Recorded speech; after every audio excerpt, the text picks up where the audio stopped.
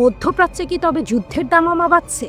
১ June ইরানের বিমান বাহিনীর কমান্ডার ব্রিগেডিয়ার জেনারেল হামিদ ভাহেদি এক বিস্ফোরক মন্তব্য করে জানিয়েছেন, তাদের বিমান বাহিনী মাত্র ৮ ঘন্টার মধ্যে ইসরায়েলের রাজধানী তেল আবিবকে গুঁড়িয়ে দিতে প্রস্তুত। শত্রুপক্ষকে দাঁত ভাঙা জবাব দিতে তেহরান নাকি এরই মধ্যে ব্যাপক প্রস্তুতি সেরে ফেলেছে। এই হুঁশিয়ারি মধ্যপ্রাচ্যের আকাশে নতুন করে উত্তেজনার সৃষ্টি করেছে।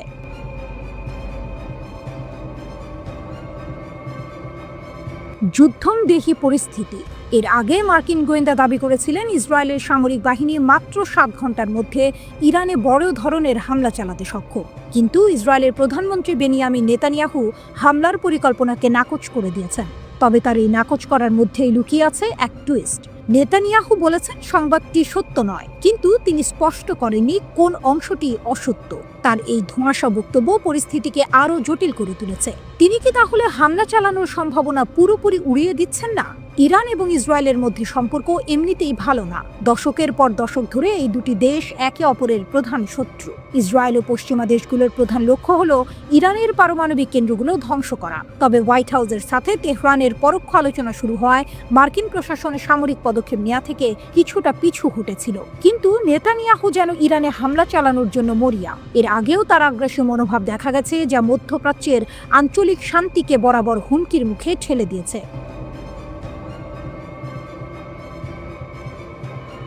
মার্কিন সতর্কতা ও ইরানের প্রস্তুতি। মার্কিন প্রেসিডেন্ট ডোনাল্ড ট্রাম্প ইসরায়েলকে ইরানে হামলা না চালানোর জন্য সতর্ক করেছেন। হোয়াইট হাউস চাইছে পারমাণবিক ইস্যুতে চলমান আলোচনা যেন কোনোভাবে ব্যাহত না হয়। এই সতর্কবার্তা থেকে বোঝা যায় যুক্তরাষ্ট্র সরাসরি কোনো সামরিক সংঘাতে জড়াতে চাইছে না, বরং আলোচনার মাধ্যমে সমস্যার সমাধান করতে আগ্রহী। তবে যুক্তরাষ্ট্র ও ইসরায়েলকে ঠেকাতে তেহরানও সর্বোচ্চ প্রস্তুতি গ্রহণ করেছে। ইরানের সর্বোচ্চ প্রতিরক্ষা বাহিনী IRGC এরই মধ্যে ইসরায়েল ও মধ্যপ্রাচ্যে যুক্তরাষ্ট্রের সামরিক ঘাঁটিগুলোতে হামলা চালানোর ঘোষণা দিয়েছে। তারা অপারেশন ট্রু প্রমিস 3 এর মাধ্যমে ইহুদিবাদীদের আস্তানা ধ্বংস করার কড়া হুঁশিয়ারি দিয়েছে। এই ধরনের হুমকিমূলক পাল্টা পদক্ষেপগুলো ইঙ্গিত দেয় পরিস্থিতি যে কোনো মুহূর্তে নিয়ন্ত্রণের বাইরে চলে যেতে পারে।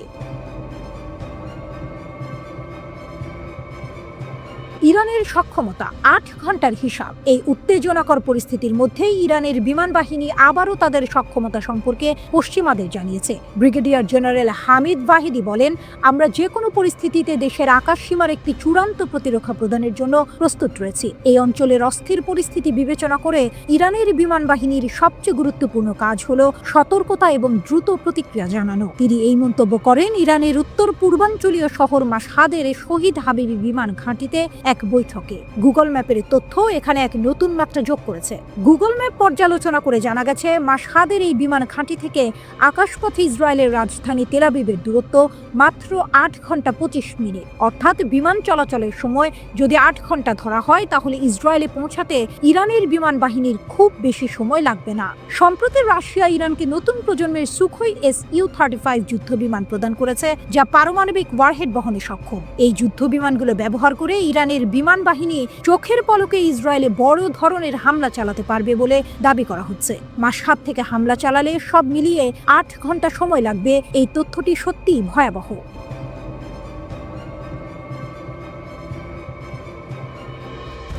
ভবিষ্যৎকে তাহলে যুদ্ধ? প্রশ্ন হলো, এই সব গুঞ্জন এবং হুমকি শেষ পর্যন্ত সত্যিই কি যুদ্ধে রূপ নেবে? মধ্যপ্রাচ্যে সংকটের ছায়া যেন কাটছেই না। এই অঞ্চলের দেশগুলো সবসময়ই এক অস্থিরতার মধ্য দিয়ে যায়, আর এখন এই পারমাণবিক ইস্যু এবং সামরিক মহড়া পরিস্থিতিকে আরও ঘোলাটে করে তুলেছে। ইরান এবং ইসরায়েলের এই হুমকি পাল্টা হুমকির খেলা কোথায় গিয়ে থামে, সেটাই এখন দেখার বিষয়। একদিকে পরমাণু চুক্তি নিয়ে আলোচনা, অন্যদিকে সামরিক প্রস্তুতি। এই দুইয়ের টানাপোড়েনে মধ্যপ্রাচ্যের ভবিষ্যৎ কোন দিকে মোড় নেবে তা নিয়ে সংশয় থেকেই যায়।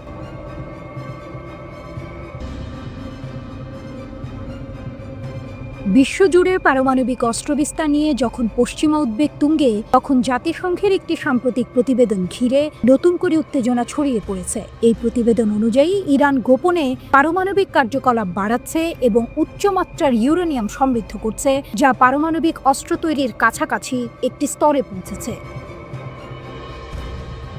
এই তথ্য প্রকাশের পর যুক্তরাজ্য, ফ্রান্স এবং জার্মানি ইরানের বিরুদ্ধে পদক্ষেপ নেওয়ার কথা ভাবছে। কিন্তু এর পাল্টা হিসেবে ইরান কঠোর হুঁশিয়ারি দিয়েছে, জাতিসংঘের প্রতিবেদনকে রাজনৈতিক উদ্দেশ্যে ব্যবহার করলে তারা এর উপযুক্ত জবাব দেবে। আন্তর্জাতিক আণবিক শক্তি সংস্থা IAEA সম্প্রতি দুটি গোপন প্রতিবেদন প্রকাশ করেছে, যা ইরানের পারমাণবিক কর্মসূচির বিষয়ে গভীর উদ্বেগ সৃষ্টি করেছে। প্রথম প্রতিবেদনে বলা হয়েছে, ইরান 3টি দীর্ঘকাল ধরে তদন্তাধীন স্থানে গোপন পারমাণবিক কার্যকলাপ চালাচ্ছে, যা সংস্থাটির কাছে আগে ঘোষণা করা হয়নি। এর মানে হলো ইরান এমন কিছু গোপন কাজ করছে যা আন্তর্জাতিক পরিদর্শকদের নজর এড়িয়ে যাচ্ছে। দ্বিতীয় এবং আরও উদ্বেগজনক প্রতিবেদনে দেখা গেছে, ইরান তার সমৃদ্ধ ইউরেনিয়ামের মজুদ 60% পর্যন্ত তীব্রভাবে বৃদ্ধি করেছে। পারমাণবিক অস্ত্র তৈরির জন্য প্রায় 90% সমৃদ্ধ ইউরেনিয়াম প্রয়োজন, আর ইরানের বর্তমান সমৃদ্ধির মাত্রা এর খুব কাছাকাছি। IAEA এর তথ্য অনুযায়ী ইরানের মোট সমৃদ্ধ ইউরেনিয়ামের পরিমাণ এখন 2015 সালের ঐতিহাসিক JCPOA পারমাণবিক চুক্তি দ্বারা অনুমোদিত সীমার 45 গুণ ছাড়িয়ে গেছে। আনুমানিক 9247.6 কিলোগ্রাম ইউরেনিয়াম মজুত করেছে ইরান। ইরানের পাল্টা হুমকি এবং আন্তর্জাতিক চাপ। এই প্রতিবেদন প্রকাশের পর যুক্তরাজ্য, ফ্রান্স এবং জার্মানি, যাদের সম্মিলিতভাবে E3 বলা হয়, তারা ইরানের বিরুদ্ধে পদক্ষেপ নেওয়ার পরিকল্পনা করছে। আগামী 9 জুনে IAEA বোর্ডের পরবর্তী সভায় তারা ইরানের বিরুদ্ধে একটি খসড়া প্রস্তাব জমা দেওয়ার কথা ভাবছে। যদি এই প্রস্তাব পাশ হয়, তাহলে প্রায় 20 বছরের মধ্যে এই প্রথম ইরানকে আনুষ্ঠানিকভাবে অমান্যকারী হিসেবে চিহ্নিত করা হবে, যা ইরানের জন্য একটি বড় কূটনৈতিক পরাজয় হবে। কিন্তু ইরান এই চাপের কাছে মাথা নোয়াতে রাজি নয়। রবিবার ইরানের পররাষ্ট্রমন্ত্রী আব্বাস আরাকচি এক বিবৃতিতে বলেছেন, তিনি IAEA প্রধান রাফায়েল গ্রসিকে ফোনে স্পষ্ট জানিয়ে দিয়েছেন যে ইরান ইউরোপীয় পক্ষগুলির দ্বারা যে কোনো অনুপযুক্ত পদক্ষেপের জবাব দেবে। ইরান মনে করছে এই প্রতিবেদনগুলোকে তাদের বিরুদ্ধে রাজনৈতিক হাতিয়ার হিসেবে ব্যবহার করা হচ্ছে। স্ন্যাপব্যাক মেকানিজম এবং এর প্রভাব। মে মাসে ব্রিটেন, ফ্রান্স এবং জার্মানি সতর্ক করে দিয়েছিল 2015 সালের পারমাণবিক চুক্তি অনুমোদনকারী জাতিসংঘের প্রস্তাবের শর্তাবলী অনুসারে যদি ইরানের পারমাণবিক কর্মসূচি ইউরোপের নিরাপত্তার জন্য হুমকি স্বরূপ হয়, তবে তারা নিষেধাজ্ঞাগুলি পুনরায় আরোপ করতে পারে। কূটনৈতিক মহলে এটি স্ন্যাপব্যাক মেকানিজম নামে পরিচিত। এই বিকল্পটি কূটনৈতিকভাবে লাভজনক বলে বিবেচিত হচ্ছে, কারণ দুই দেশের মধ্যে চলমান পারমাণবিক আলোচনার মধ্যে যুক্তরাষ্ট্র ইরানের ওপর চাপ বাড়াতে চাইছে। এর অর্থ হলো, যদি ইরান আন্তর্জাতিক আইন লঙ্ঘন করে, তবে তাদের উপর আরোপিত পুরনো নিষেধাজ্ঞাগুলো আবার সক্রিয় হয়ে যাবে, যা তাদের অর্থনীতিতে বড় আঘাত হানবে। ইরান বারবার পারমাণবিক অস্ত্র অর্জনের চেষ্টার কথা অস্বীকার করে আসছে।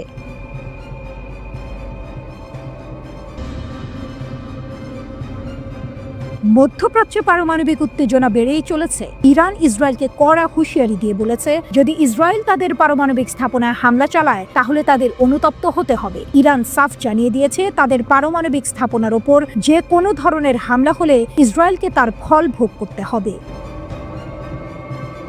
ইরানের পররাষ্ট্রমন্ত্রী আব্বাস আরাকচি মিশনের পররাষ্ট্রমন্ত্রী বদর আবদেলাত্তের সঙ্গে এক সংবাদ সম্মেলনে বলেছেন, শান্তিপূর্ণ পারমাণবিক স্থাপনার বিরুদ্ধে যে কোনো হুমকি আন্তর্জাতিক আইনের চরম লঙ্ঘন। তিনি আরও যোগ করেন, যদি ইসরায়েল এমন ভুল করে, তাহলে তাদেরই অনুতপ্ত হতে হবে। আরাকচির এই মন্তব্য এমন এক সময় এলো যখন ইসরায়েল ও ইরানের মধ্যে পারমাণবিক কর্মসূচি নিয়ে উত্তেজনা তুঙ্গে। পশ্চিমা দেশগুলো ইরানের পারমাণবিক কর্মসূচি নিয়ে উদ্বেগ প্রকাশ করে আসছে। অন্যদিকে তেহরান বরাবরই দাবি করে আসছে তাদের কর্মসূচি শান্তিপূর্ণ। পশ্চিমা নীতির দ্বিমুখিতা এবং ইরানের অভিযোগ। ইরানের পররাষ্ট্রমন্ত্রী পশ্চিমা শক্তিগুলোর বিরুদ্ধে পারমাণবিক ইস্যুতে দ্বিমুখী নীতি অনুসরণের অভিযোগ করেছেন। তিনি বলেন, দুর্ভাগ্যবশত আমরা গাজায় পারমাণবিক অস্ত্র ব্যবহারের হুমকি দিতে সরকারি এবং অনানুষ্ঠানিক উভয় ইসরায়েলি ব্যক্তিত্বকেই দেখেছি। তবুও পশ্চিমারা এই হুমকি উপেক্ষা করেছে। একই সঙ্গে তিনি অভিযোগ করেন যে তারা ইরানের শান্তিপূর্ণ পারমাণবিক কর্মসূচির জন্য চাপ অব্যাহত রেখেছে। আরাকচি জোর দিয়ে বলেন যে ইরানের পারমাণবিক কর্মসূচি শান্তিপূর্ণ রয়ে গেছে এবং তেহরান যে কোনো সংশ্লিষ্ট পক্ষকে এই বিষয়ে আশ্বস্ত করতে প্রস্তুত। তার কথায়, এ ব্যাপারে আমাদের লুকানোর কিছু নেই। আমাদের পারমাণবিক কর্মসূচি শান্তিপূর্ণ এবং আমাদের সকল কার্যক্রম শান্তিপূর্ণ। ইউরেনিয়াম সমৃদ্ধকরণ আমাদের বিজ্ঞানীদের দ্বারা অর্জিত একটি বড় বৈজ্ঞানিক অর্জন এবং ইরানি জনগণের মহান ত্যাগের মাধ্যমে। পারমাণবিক অধিকার ছাড়বে না ইরান। ইরানের পররাষ্ট্রমন্ত্রী স্পষ্ট করে দিয়েছেন যে তারা পারমাণবিক অস্ত্র চায় না বা অর্জনের আকাঙ্ক্ষাও করে না, তবে একই সাথে তারা এই ক্ষেত্রে তাদের স্বাভাবিক অধিকার ত্যাগ করবে না। তিনি বলেন, অতএব কোনো শান্তিপূর্ণ পারমাণবিক কার্যকলাপ, বিশেষ করে সমৃদ্ধকরণ, স্থগিত করা যাবে না। আরাকচি জাতিসংঘের পারমাণবিক পর্যবেক্ষণ সংস্থা IAEA কে রাজনৈতিক চাপ প্রতিরোধ করারও আহ্বান জানিয়েছেন। তিনি অভিযোগ করেন, কিছু দেশ ইরানের সঙ্গে উত্তেজনা বাড়াতে IAEA এর অপব্যবহার করার চেষ্টা করছে। তার মতে সংস্থাটিকে প্রযুক্তিগত এবং স্বাধীন থাকতে হবে। তিনি আশা প্রকাশ করেন যে সংস্থাটি এই ফাঁদে পড়বে না। ইউরেনিয়াম সমৃদ্ধকরণ উদ্বেগ বাড়ছে। IAEA এর সাম্প্রতিক একটি প্রতিবেদনে ইঙ্গিত দেওয়া হয়েছে যে ইরানের 60% বিশুদ্ধতা পর্যন্ত সমৃদ্ধ ইউরেনিয়ামের মজুদ প্রায় 50% বৃদ্ধি পেয়ে 408.6 কিলোগ্রামে পৌঁছেছে। জাতিসংঘের পারমাণবিক পর্যবেক্ষণ সংস্থা বলছে যে এটি আরও সমৃদ্ধ করা হলে 9টি পারমাণবিক অস্ত্রের জন্য যথেষ্ট হতে পারে। IAEA এর এই ফলাফল এমন এক সময় প্রকাশিত হয়েছে যখন ইরানের পারমাণবিক কর্মসূচি নিয়ে একটি চুক্তিতে পৌঁছানোর জন্য তেহরান এবং ওয়াশিংটনের মধ্যে পরোক্ষ আলোচনা অব্যাহত রয়েছে। ইরানের মন্ত্রী বলেছেন যে তেহরান ইরানের পারমাণবিক কর্মকাণ্ড সম্পর্কিত মার্কিন প্রস্তাবের জবাব দেবে যথাযথভাবে এবং ইরানি জনগণের নীতি ও অধিকারের ভিত্তিতে। তিনি জোর দিয়ে বলেন, ইরানের সমৃদ্ধকরণের অধিকারকে সম্মান না করলে কোনো চুক্তি হতে পারে না। আরাকচি কায়রোতে IAEA এর মহাপরিচালক রাফায়েল গ্রসির সাথেও দেখা করেছেন, তবে আলোচনা সম্পর্কে কোনো বিস্তারিত তথ্য প্রকাশ করা হয়নি। ইরানের প্রধান পারমাণবিক আলোচক এবং মন্ত্রী রবিবার লেবানন সহ একটি আঞ্চলিক সফরের অংশ হিসেবে কায়রো পৌঁছেছেন। এ থেকে একটি বিষয় স্পষ্ট, ইরান তার পারমাণবিক অধিকারের প্রশ্নে অনড়।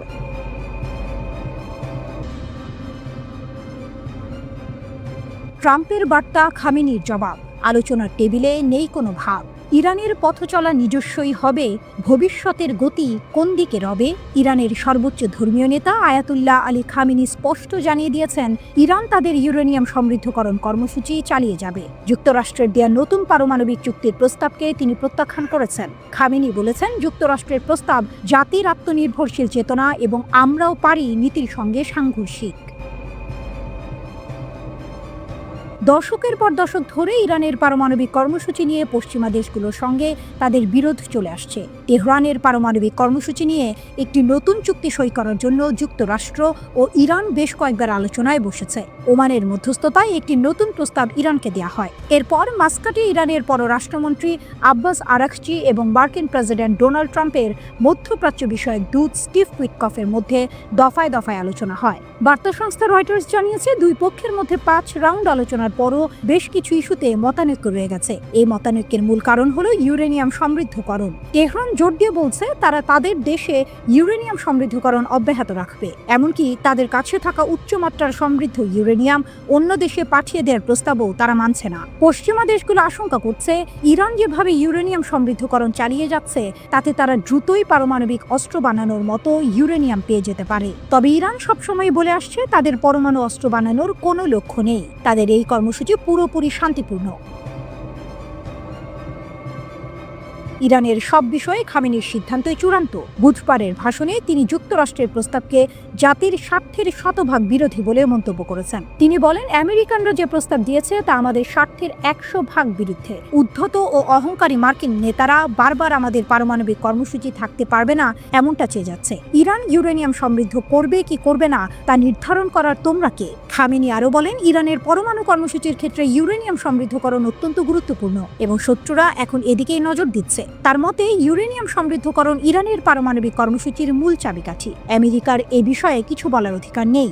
এপ্রিল মাস থেকে যুক্তরাষ্ট্র ও ইরান 5 দফা আলোচনা করেছে, কিন্তু এখন পর্যন্ত কোনো সমঝোতা হয়নি। টেলিভিশন সম্প্রচারিত এক ভাষণে খামেনি বলেন, মার্কিন প্রস্তাব শতভাগ 1979 সালের ইসলামী বিপ্লবের আদর্শের পরিপন্থী। ট্রাম্প ঘোষণা দিয়েছিলেন তার প্রশাসন কোনো ধরনের ইউরেনিয়াম সমৃদ্ধকরণের অনুমতি দেবে না, কিন্তু তেহরান জোর দিয়ে বলেছে এটি তাদের অধিকার। খামেনির ভাষণে উঠে এসেছে এক চমকপ্রদ যুক্তি। তিনি বলেন, আমাদের যদি 100টি পারমাণবিক বিদ্যুৎ কেন্দ্র থাকে কিন্তু জ্বালানি উৎপাদনের সক্ষমতা না থাকে, তাহলে সেগুলোর কোনো কার্যকারিতা থাকবে না। তিনি আরো বলেন, আমরা যদি নিজেরা এই জ্বালানি তৈরি করতে না পারি তাহলে বাধ্য হয়ে আমেরিকার কাছে যেতে হবে, যেখানে তারা ডজন খানেক শর্ত আরোপ করতে পারে। এই কথাগুলো ইরানের আত্মনির্ভরশীলতার ইচ্ছাকেই তুলে ধরে। তাহলে কি হতে যাচ্ছে? খামেনির এই কঠোর অবস্থান স্পষ্ট করে দিয়েছে যে ইরান তাদের পারমাণবিক কর্মসূচির একটি গুরুত্বপূর্ণ অংশ থেকে সরে আসতে প্রস্তুত হয়। যুক্তরাষ্ট্রের সঙ্গে তাদের মতানৈক্য আরও গভীর হচ্ছে, যা একটি নতুন পারমাণবিক চুক্তির সম্ভাবনাকে আরও অনিশ্চিত করে তুলছে।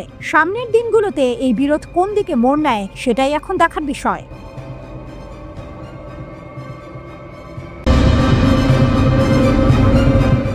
যুক্তরাষ্ট্রকে সবাইকে বিশ্বাস করাতে চায় ইরান একা, কিন্তু এই পৃথিবীতে ক্ষমতার সমীকরণ প্রতিনিয়ত বদলায়। ফক্স নিউজের সাবেক উপস্থাপক টাকার কার্লসন এক গুরুতর সতর্কবার্তা দিয়েছেন। রাজনৈতিক ভাষ্যকার টাকার কার্লসনের একটি টুইট আছড়ে পড়ল আন্তর্জাতিক সংবাদ মাধ্যমে। কার্লসন স্পষ্ট করে দিলেন, ইরানের পারমাণবিক কর্মসূচির দোহাই দিয়ে মার্কিনিরা যে যুদ্ধের দামামা বাজাচ্ছে তা কেবল মিথ্যাচার। মার্ক লেভিনের মতো মানুষেরা পারমাণবিক বিস্তার বন্ধ করার ভান করে ইরানের সঙ্গে যুদ্ধ চাপিয়ে দিচ্ছেন। কার্লসন তার এক্স অ্যাকাউন্টে লিখলেন, আসলে ইরান বোমা তৈরির কাছাকাছি পৌঁছেছে এমন কোনো বিশ্বাসযোগ্য প্রমাণ নেই। যারা অন্য কথা বলে তারা হয় অজ্ঞ নয় অসৎ। তার অভিযোগের তীর সরাসরি ওয়াশিংটনের তথাকথিত যুদ্ধবাজ নেতাদের দিকে। তিনি দাবি করলেন, ইরান পারমাণবিক বোমা বানাচ্ছে না কারণ তারা জানে যদি বানাতো তাহলে মার্কিন যুক্তরাষ্ট্র তৎক্ষণাৎ যুদ্ধ শুরু করে দেবে, আর ইরান এতটা বোকা নয় যে নিজেদের ধ্বংস ডেকে আনবে। কিন্তু তাহলে কেন এই যুদ্ধের উন্মাদনা? কার্লসনের মতে আসল উদ্দেশ্য ভিন্ন। আসল লক্ষ্য হলো শাসন ব্যবস্থা পরিবর্তন। তিনি জোর দিয়ে বললেন, তরুণ আমেরিকানদের আবারও মধ্যপ্রাচ্যে ঠেলে দেওয়া হচ্ছে আরেকটি সরকার উৎখাত করার জন্য। কিন্তু আমেরিকা বিদেশি নেতাদের উৎখাত করে যতবার সফল হয়েছে তার চেয়ে বেশিবার বিপর্যয় ডেকে এনেছে। তিনি বললেন, আমেরিকানদের কাছে শাসন ব্যবস্থা পরিবর্তন এখন বিপর্যয়ের সমার্থক। তাই আসল উদ্দেশ্য লুকিয়ে রেখে তারা ইরান বোমা বানাচ্ছে, এই মিথ্যা ভীতি ছড়াচ্ছে। তারা বলবে ইরানের মতো দেশ কখনোই বোমা রাখতে পারে না। তারা লস অ্যাঞ্জেলসে পারমাণবিক হামলা চালাবে। আমাদের এখনই পদক্ষেপ নিতে হবে। কার্লসনের কণ্ঠস্বরে তীব্র শ্লেষ। কার্লসন থামলেন না। তিনি আমেরিকার জন্য একটি ভয়াবহ চিত্র তুলে ধরলেন। ইরানের কাছে পারমাণবিক অস্ত্র নাও থাকতে পারে, কিন্তু তাদের কাছে ব্যালিস্টিক ক্ষেপণাস্ত্রের এক ভয়ঙ্কর অস্ত্রাগার রয়েছে। তিনি সতর্ক করলেন, এই ক্ষেপণাস্ত্রগুলো পারস্য উপসাগরে অবস্থিত মার্কিন সামরিক স্থাপনা, আমেরিকার মিত্র দেশগুলো এবং গুরুত্বপূর্ণ জ্বালানি অবকাঠামোকে লক্ষ্য করে রাখা হয়েছে। কার্লসন আরও বললেন, ইরানের সঙ্গে যুদ্ধের প্রথম সপ্তাহে হাজার হাজার আমেরিকান নিহত হতে পারে। আমাদের অর্থনীতি ভেঙে পড়তে পারে, কারণ তেলের দাম আকাশচুম্বী হবে। তিনি কল্পনা করে বললেন, $30 পেট্রোলের প্রভাব বিবেচনা করুন। কিন্তু সম্ভাব্য যুদ্ধের দ্বিতীয় সপ্তাহে কি হবে? যুদ্ধের দ্বিতীয় সপ্তাহ আরও খারাপ হতে পারে, কার্লসন বললেন। ইরান ইরাক বা লিবিয়া নয়, এমনকি উত্তর কোরিয়াও নয়। ইরানের শক্তিশালী মিত্র রয়েছে। তিনি মনে করিয়ে দিলেন, ইরান এখন ব্রিক্স জোটের অংশ, যা বিশ্বের অধিকাংশ ভূমি, জনসংখ্যা, অর্থনীতি এবং সামরিক শক্তিকে প্রতিনিধিত্ব করে। রাশিয়ার সঙ্গে ইরানের ব্যাপক সামরিক সম্পর্ক রয়েছে। তারা তাদের বেশিরভাগ তেল চীনে বিক্রি করে। ইরান একা নয়। এইখানে কার্লসনের সতর্কবাণী সর্বোচ্চ শিখরে পৌঁছায়। ইরানের উপর আক্রমণ খুব সহজেই বিশ্বযুদ্ধে পরিণত হতে পারে, আর যুক্তরাষ্ট্র হেরে যাবে। ডোনাল্ড ট্রাম্পের একজন কট্টর সমর্থক হওয়া সত্ত্বেও কার্লসন যুদ্ধ সমর্থকদের তীব্র সমালোচনা করলেন।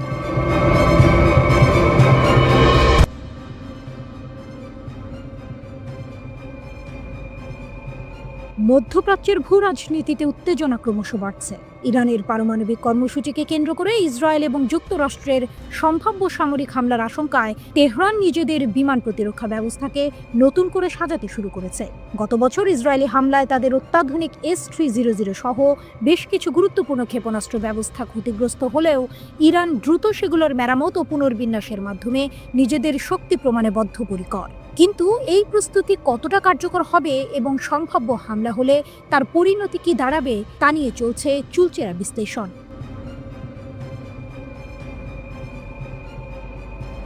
আঘাতের পর ঘুরে দাঁড়ানোর লড়াই। গত বছরের অক্টোবর ও এপ্রিল মাসে ইসরায়েলের বিমান হামলায় ইরানের কিছু উন্নত ভূমি থেকে আকাশে নিক্ষেপযোগ্য ক্ষেপণাস্ত্র ব্যবস্থা ও রাডার ক্ষতিগ্রস্ত হয়। বিশেষ করে রাশিয়ার তৈরি দীর্ঘ পাল্লার S-300 সিস্টেমের ক্ষয়ক্ষতি নিয়ে ব্যাপক আলোচনা হয়েছিল। এই হামলা এবং লেবাননের হিজবুল্লাহ ও ইয়েমেনের হুথি বিদ্রোহীদের মতো ইরানি মিত্রদের ওপর ইসরায়েলের সফল আক্রমণগুলো ইরানকে কয়েক দশকের মধ্যে সবচেয়ে দুর্বল অবস্থায় ফেলেছে বলে অনেকে মনে করেন। তবে পশ্চিমা গোয়েন্দা মূল্যায়ন এবং স্যাটেলাইট চিত্র বিশ্লেষণ বলছে ইরান দ্রুততার সঙ্গে তাদের প্রতিরক্ষা ব্যবস্থা মেরামত ও পুনর্বিন্যাস করেছে। গুরুত্বপূর্ণ পারমাণবিক স্থাপনা যেমন নাতানজ এবং ফোর্দো এর কাছাকাছি S-300 সিস্টেম সহ বেশ কয়েকটি ক্ষেপণাস্ত্র উৎক্ষেপণকারী পুনরায় স্থাপন করা হয়েছে। এমনকি গত মাসে সেনা দিবস উদযাপনে জনসম্মুখে S-300 লঞ্চার এবং একটি রাডার ট্রাকের প্রদর্শনীর মাধ্যমে ইরান বোঝাতে চেয়েছে যে তাদের প্রতিরক্ষা ব্যবস্থা অক্ষত আছে। তেহরানের আত্মবিশ্বাস ফাঁকা বুলি নাকি বাস্তব প্রস্তুতি? ইরানের সশস্ত্র বাহিনীর চিফ অব স্টাফ মোহাম্মদ বাঘেরি সম্প্রতি ঘোষণা করেছেন যে তাদের বিমান প্রতিরক্ষা সক্ষমতা এবং প্রস্তুতিতে উল্লেখযোগ্য উন্নতি হয়েছে। তিনি বিনিয়োগের কয়েক গুণ বৃদ্ধির কথা উল্লেখ করে সতর্ক করেছেন, ইরানি জাতির আকাশসীমা লঙ্ঘন করলে শত্রুদের উল্লেখযোগ্য ক্ষতি হবে। এই আত্মবিশ্বাস কি কেবল কথার কথা, নাকি এর পেছনে লুকিয়ে রয়েছে দৃঢ় সামরিক প্রস্তুতি? বর্তমানে ওয়াশিংটনের সঙ্গে ইরানের পারমাণবিক কর্মসূচি নিয়ে আলোচনা চললেও মার্কিন প্রেসিডেন্ট ডোনাল্ড ট্রাম্প আলোচনা ভেঙে গেলে ইরানের ওপর হামলা চালানোর হুমকি দিয়েছেন। যুক্তরাষ্ট্র ইরানকে ইউরেনিয়াম সমৃদ্ধকরণ বন্ধ করতে বলছে, যা তাদের মতে পারমাণবিক অস্ত্র অর্জন প্রতিরোধে জরুরি।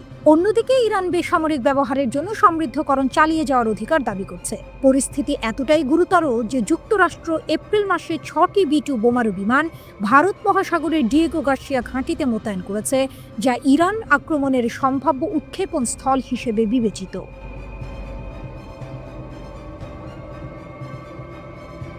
ইসরায়েলের কৌশলগত চ্যালেঞ্জ ও ইরানের প্রতিরোধ। ইসরায়েল গত বছর S-300 এর 200 কিলোমিটার সর্বোচ্চ পাল্লার বাইরে থেকে ব্যালিস্টিক ক্ষেপণাস্ত্র ব্যবহার করে ইরানের রাডার ও ক্ষেপণাস্ত্র সাইটগুলোতে আঘাত হেনেছিল। যদিও এসব হামলার কার্যকারিতা নিয়ে বিতর্ক রয়েছে, পশ্চিমা গোয়েন্দা সংস্থাগুলো মনে করে ইরান তাদের বিমান প্রতিরক্ষা ব্যবস্থার খারাপ পারফরমেন্স সম্পর্কে সচেতন এবং সেই অনুযায়ী পদক্ষেপ নিচ্ছে। তবে ইরানের পারমাণবিক স্থাপনাগুলো, যা কঠোর ভূগর্ভস্থ বাংকারে অবস্থিত, যেমন নাতালস ফ্যাসিলিটিটি একটি পাহাড়ের মধ্যে নির্মিত, সেগুলোতে আক্রমণ করা ইসরায়েলের গত বছরের হামলার চেয়ে অনেক বেশি জটিল হবে। যদি যুক্তরাষ্ট্র জড়িত থাকে, তবে B-2 বোমারু বিমানগুলো সম্ভবত 30,000 পাউন্ডের GBU-57 বাংকার বাস্টার বোমা ফেলবে। কিন্তু ইসরায়েল একা কাজ করলে তাদের বিকল্প সীমিত। F-35 স্টেলথ ফাইটার বা F-15 ফাইটার বোমারু বিমান ব্যবহার করে একাধিকবার আঘাত হানতে হবে, যা অনেক অভিযান এবং জ্বালানি সরবরাহের প্রয়োজন ঘটাবে। এতে ইসরায়েলি বিমানগুলো ইরানের দীর্ঘ পাল্লার ক্ষেপণাস্ত্র বা ড্রোনের ঝুঁকিতে পড়তে পারে। ইরান রাশিয়ান টোর M1 এর মতো স্বল্প পাল্লার সিস্টেমের পাশাপাশি স্থানীয়ভাবে তৈরি বাভার 373 এবং খোর্দাত 15 এর মতো ক্ষেপণাস্ত্র দিয়ে তাদের বিমান প্রতিরক্ষা ব্যবস্থাকে স্তরবদ্ধ করেছে। রাশিয়ার ধীর সরবরাহ এবং S-400 এর মতো উন্নত সিস্টেম বিক্রি করতে অস্বীকার করার কারণে ইরান দেশীয় অস্ত্র কর্মসূচিতে জোর দিয়েছে। চূড়ান্ত লড়াই কার জয় হবে?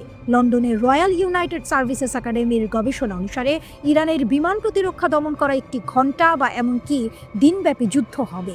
এই যুদ্ধে বিমান চালক এবং ভূমি অস্ত্র পরিচালনাকারীদের মধ্যে তীব্র লড়াই হবে, যেখানে যুদ্ধ বিমান, ক্রুজ ক্ষেপণাস্ত্র, ইলেকট্রনিক জ্যামিং বিমান এবং অ্যান্টি রেডিয়েশন ক্ষেপণাস্ত্র ব্যবহার করা হবে। বিশেষজ্ঞরা বলছেন, ইসরায়েল ইরানের ওপর প্রায় বিমানাধিপত্য প্রতিষ্ঠা করলেও দীর্ঘস্থায়ী হামলায় কর্মীর ক্লান্তি এবং ভুলের সম্ভাবনা বাড়বে। এমনকি ইরানের কম উন্নত ক্ষেপণাস্ত্র সফল হতে পারে, যেমনটি 2018 সালে সিরিয়া একটি S-200 ক্ষেপণাস্ত্র দিয়ে একটি ইসরায়েলি F-16 ভূপাতিত করেছিল। রাশিয়ান বিমান প্রতিরক্ষা বিশেষজ্ঞ ইউরি লিয়ামিন বলেছেন, একটি হামলার ফলাফল আক্রমণকারীরা কতটা ভালোভাবে একসঙ্গে কাজ করে বনাম প্রতিরক্ষা বাহিনী কতটা ভালোভাবে একসঙ্গে কাজ করতে পারে তার উপর নির্ভর করবে। সেরা দলটি জিতবে।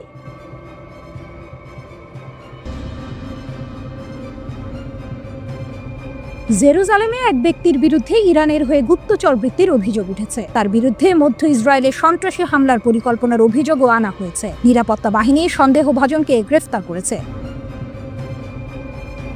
ইসরায়েলের ওয়াইনেটের প্রতিবেদনে বলা হয়েছে, সন্দেহভাজন ইরানের হয়ে গুপ্তচর বৃত্তি করার জন্য অর্থ গ্রহণ করেছিল, ইসরায়েলি প্রতিরক্ষা বাহিনী ইউনিফর্ম পরিয়েছিল, পশ্চিম তীরে অস্ত্র স্থানান্তর করেছিল এবং তার মাকে নিয়োগ করেছিল। কর্মকর্তারা জানিয়েছে যে তিনি ইহুদিদের ঘৃণা করেন এবং শহীদ হয়ে মরতে চান।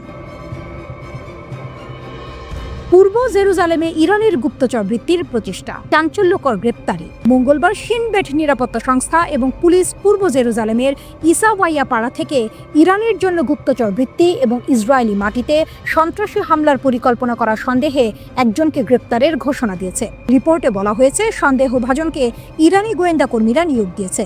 তাকে বিভিন্ন ধরনের কার্যকলাপের দায়িত্ব দেওয়া হয়েছিল, রাস্তাঘাট এবং ল্যান্ডমার্কে সাইনবোর্ড টাঙানো এবং তথ্য সংগ্রহ করা। মধ্য ইসরায়েলে সন্ত্রাসী হামলা চালানো এবং বনে আগুন লাগানোর পরিকল্পনা সহ আরও গুরুতর কর্মকাণ্ড। এমনকি সে ফিলিস্তিনি কর্তৃপক্ষ নিয়ন্ত্রিত অঞ্চলে অস্ত্র স্থানান্তর করারও ইচ্ছা করেছিল বলে অভিযোগ করা হয়েছে। এক যৌথ বিবৃতিতে শিনবেট এবং ইসরায়েল পুলিশ জানিয়েছে, জেরুজালেম জেলার কেন্দ্রীয় ইউনিটের গোয়েন্দাদের নেতৃত্বে এবং শিনবেটের নির্দেশনায় কয়েক সপ্তাহ ধরে জটিল গোপন তদন্তের পর এই গ্রেপ্তার করা হয়েছে। বিবৃতিতে বলা হয়েছে, ইরানি কর্মীরা সন্দেহভাজন ব্যক্তিকে নিয়োগ করেছিল এবং তার সম্মতিতে ইসরায়েলের অভ্যন্তরে মিশন পরিচালনার জন্য পরিবারের সদস্যদের তালিকাভুক্ত করার জন্য কাজ করেছিল। তদন্তকারীরা দেখতে পেয়েছেন, সন্দেহভাজন ব্যক্তি একজন বিদেশি এজেন্টের সাথে যোগাযোগ রেখেছিল, যিনি তাকে জেরুজালেমের বিভিন্ন স্থানে গোয়েন্দা তথ্য সংগ্রহের নির্দেশ দিয়েছিলেন, যার মধ্যে ওয়েস্টার্ন ওয়াল এবং মাহানি ইয়েহুদা বাজারও অন্তর্ভুক্ত ছিল। তাকে যে আরও গুরুতর মিশনের দায়িত্ব দেওয়া হয়েছিল তার মধ্যে রয়েছে মধ্য ইসরায়েলি ইহুদিদের লক্ষ্য করে একটি পরিকল্পিত সন্ত্রাসী হামলা এবং একটি বনে অগ্নিসংযোগ, যার জন্য তাকে যথেষ্ট অর্থ প্রদানের প্রস্তাব দেওয়া হয়েছিল। কর্তৃপক্ষ জানিয়েছে যে তার গ্রেপ্তারের কারণে এই ষড়যন্ত্রগুলি ব্যর্থ হয়। তদন্তে আরও জানা গেছে, সন্দেহভাজন ব্যক্তি আর্থিক ক্ষতিপূরণের জন্য তার নিজের মা সহ পরিবারের সদস্যদের নিয়োগের চেষ্টা করেছিল। তার বাড়িতে তল্লাশি চালানোর সময় পুলিশ তার কার্যকলাপের জন্য প্রাপ্ত নগদ অর্থ, তার অভিযানে ব্যবহৃত স্প্রে পেইন্ট, 2টি এয়ারসফট পিস্তল এবং মাদক বলে সন্দেহ করা একটি পদার্থ জব্দ করেছে। ইরানি কর্মীরা সন্দেহভাজনের সাথে যোগাযোগ করেছিল বলে অভিযোগ করা হয়েছে, যিনি অর্থের বিনিময়ে মিশন পরিচালনা করতে সম্মত হয়েছিলেন। তিনি বলেছিলেন যে তিনি ইহুদিদের ঘৃণা করেন। তদন্তকারীদের মতে, সন্দেহভাজন ব্যক্তি তার মা সহ পরিবারের সদস্যদের মিশনের জন্য নিয়োগ করতে সম্মত হয়েছিল, আরও বেশি আর্থিক পুরস্কারের প্রতিশ্রুতি দিয়ে। এক পর্যায়ে তাকে মধ্য ইসরায়েলে, সম্ভবত তেল আবিবে একটি সন্ত্রাসী হামলা চালানোর জন্য বলা হয়েছিল এবং অভিযোগ করা হয়েছে যে সে রাজি হয়েছিল। ইরানি যোগাযোগকারী তাকে পশ্চিম তীরে আগ্নেয়াস্ত্র সহ অস্ত্র পাচারের নির্দেশও দিয়েছিল, যদিও এই কাজটি করার আগেই তাকে গ্রেপ্তার করা হয়েছিল। তদন্তের সময় কর্তৃপক্ষ আবিষ্কার করে যে সন্দেহভাজন ব্যক্তি ইতিমধ্যেই কিছু কাজ সম্পাদন শুরু করেছে, যার মধ্যে রয়েছে জেরুজালেমের নাওমি শেমার টানেলের উপরে পোস্টার ঝুলানো। একটি পোস্টারে লেখা ছিল, বিবি একজন স্বৈর শাসক, আমরা বন্য আগাছা নই, রোনেন বার, আমরা তোমাকে সমর্থন করি। ইরানি হ্যান্ডলার কর্তৃক অতিরিক্ত কাজের মধ্যে রয়েছে জেরুজালেমের রাস্তা এবং স্থানগুলিতে গোয়েন্দা তথ্য সংগ্রহ করা, যেমন ওয়েস্টার্ন ওয়াল, মাহাদি ইয়েহুদা মার্কেট এবং শহরের কেন্দ্রস্থল, আইডিএফ ইউনিফর্ম পোড়ানো এবং রাজধানীর সুপারমার্কেটের দামের ছবি তোলা। সে এর জন্য হাজার হাজার শেকেলও পেয়েছিল। গত মাসে আরও 2 ইসরায়েলি, রাই মিজরাহি এবং আলমুক আতিয়াস, উত্তরাঞ্চলীয় শহর নেশেরকে ইরান সংশ্লিষ্ট এজেন্টদের পক্ষে গোয়েন্দা তথ্য সংগ্রহের মিশন পরিচালনা করার অভিযোগে গ্রেফতার করা হয়েছিল। অভিযোগ অনুসারে তাদের প্রতিরক্ষামন্ত্রী ইসরায়েল কাটসের নিজ শহর কাফার আহিম সহ সারা দেশে ক্যামেরা স্থাপন এবং বিস্ফোরক বলে সন্দেহ করা বস্তু অন্য স্থানে স্থানান্তর করার নির্দেশ দেওয়া হয়েছিল।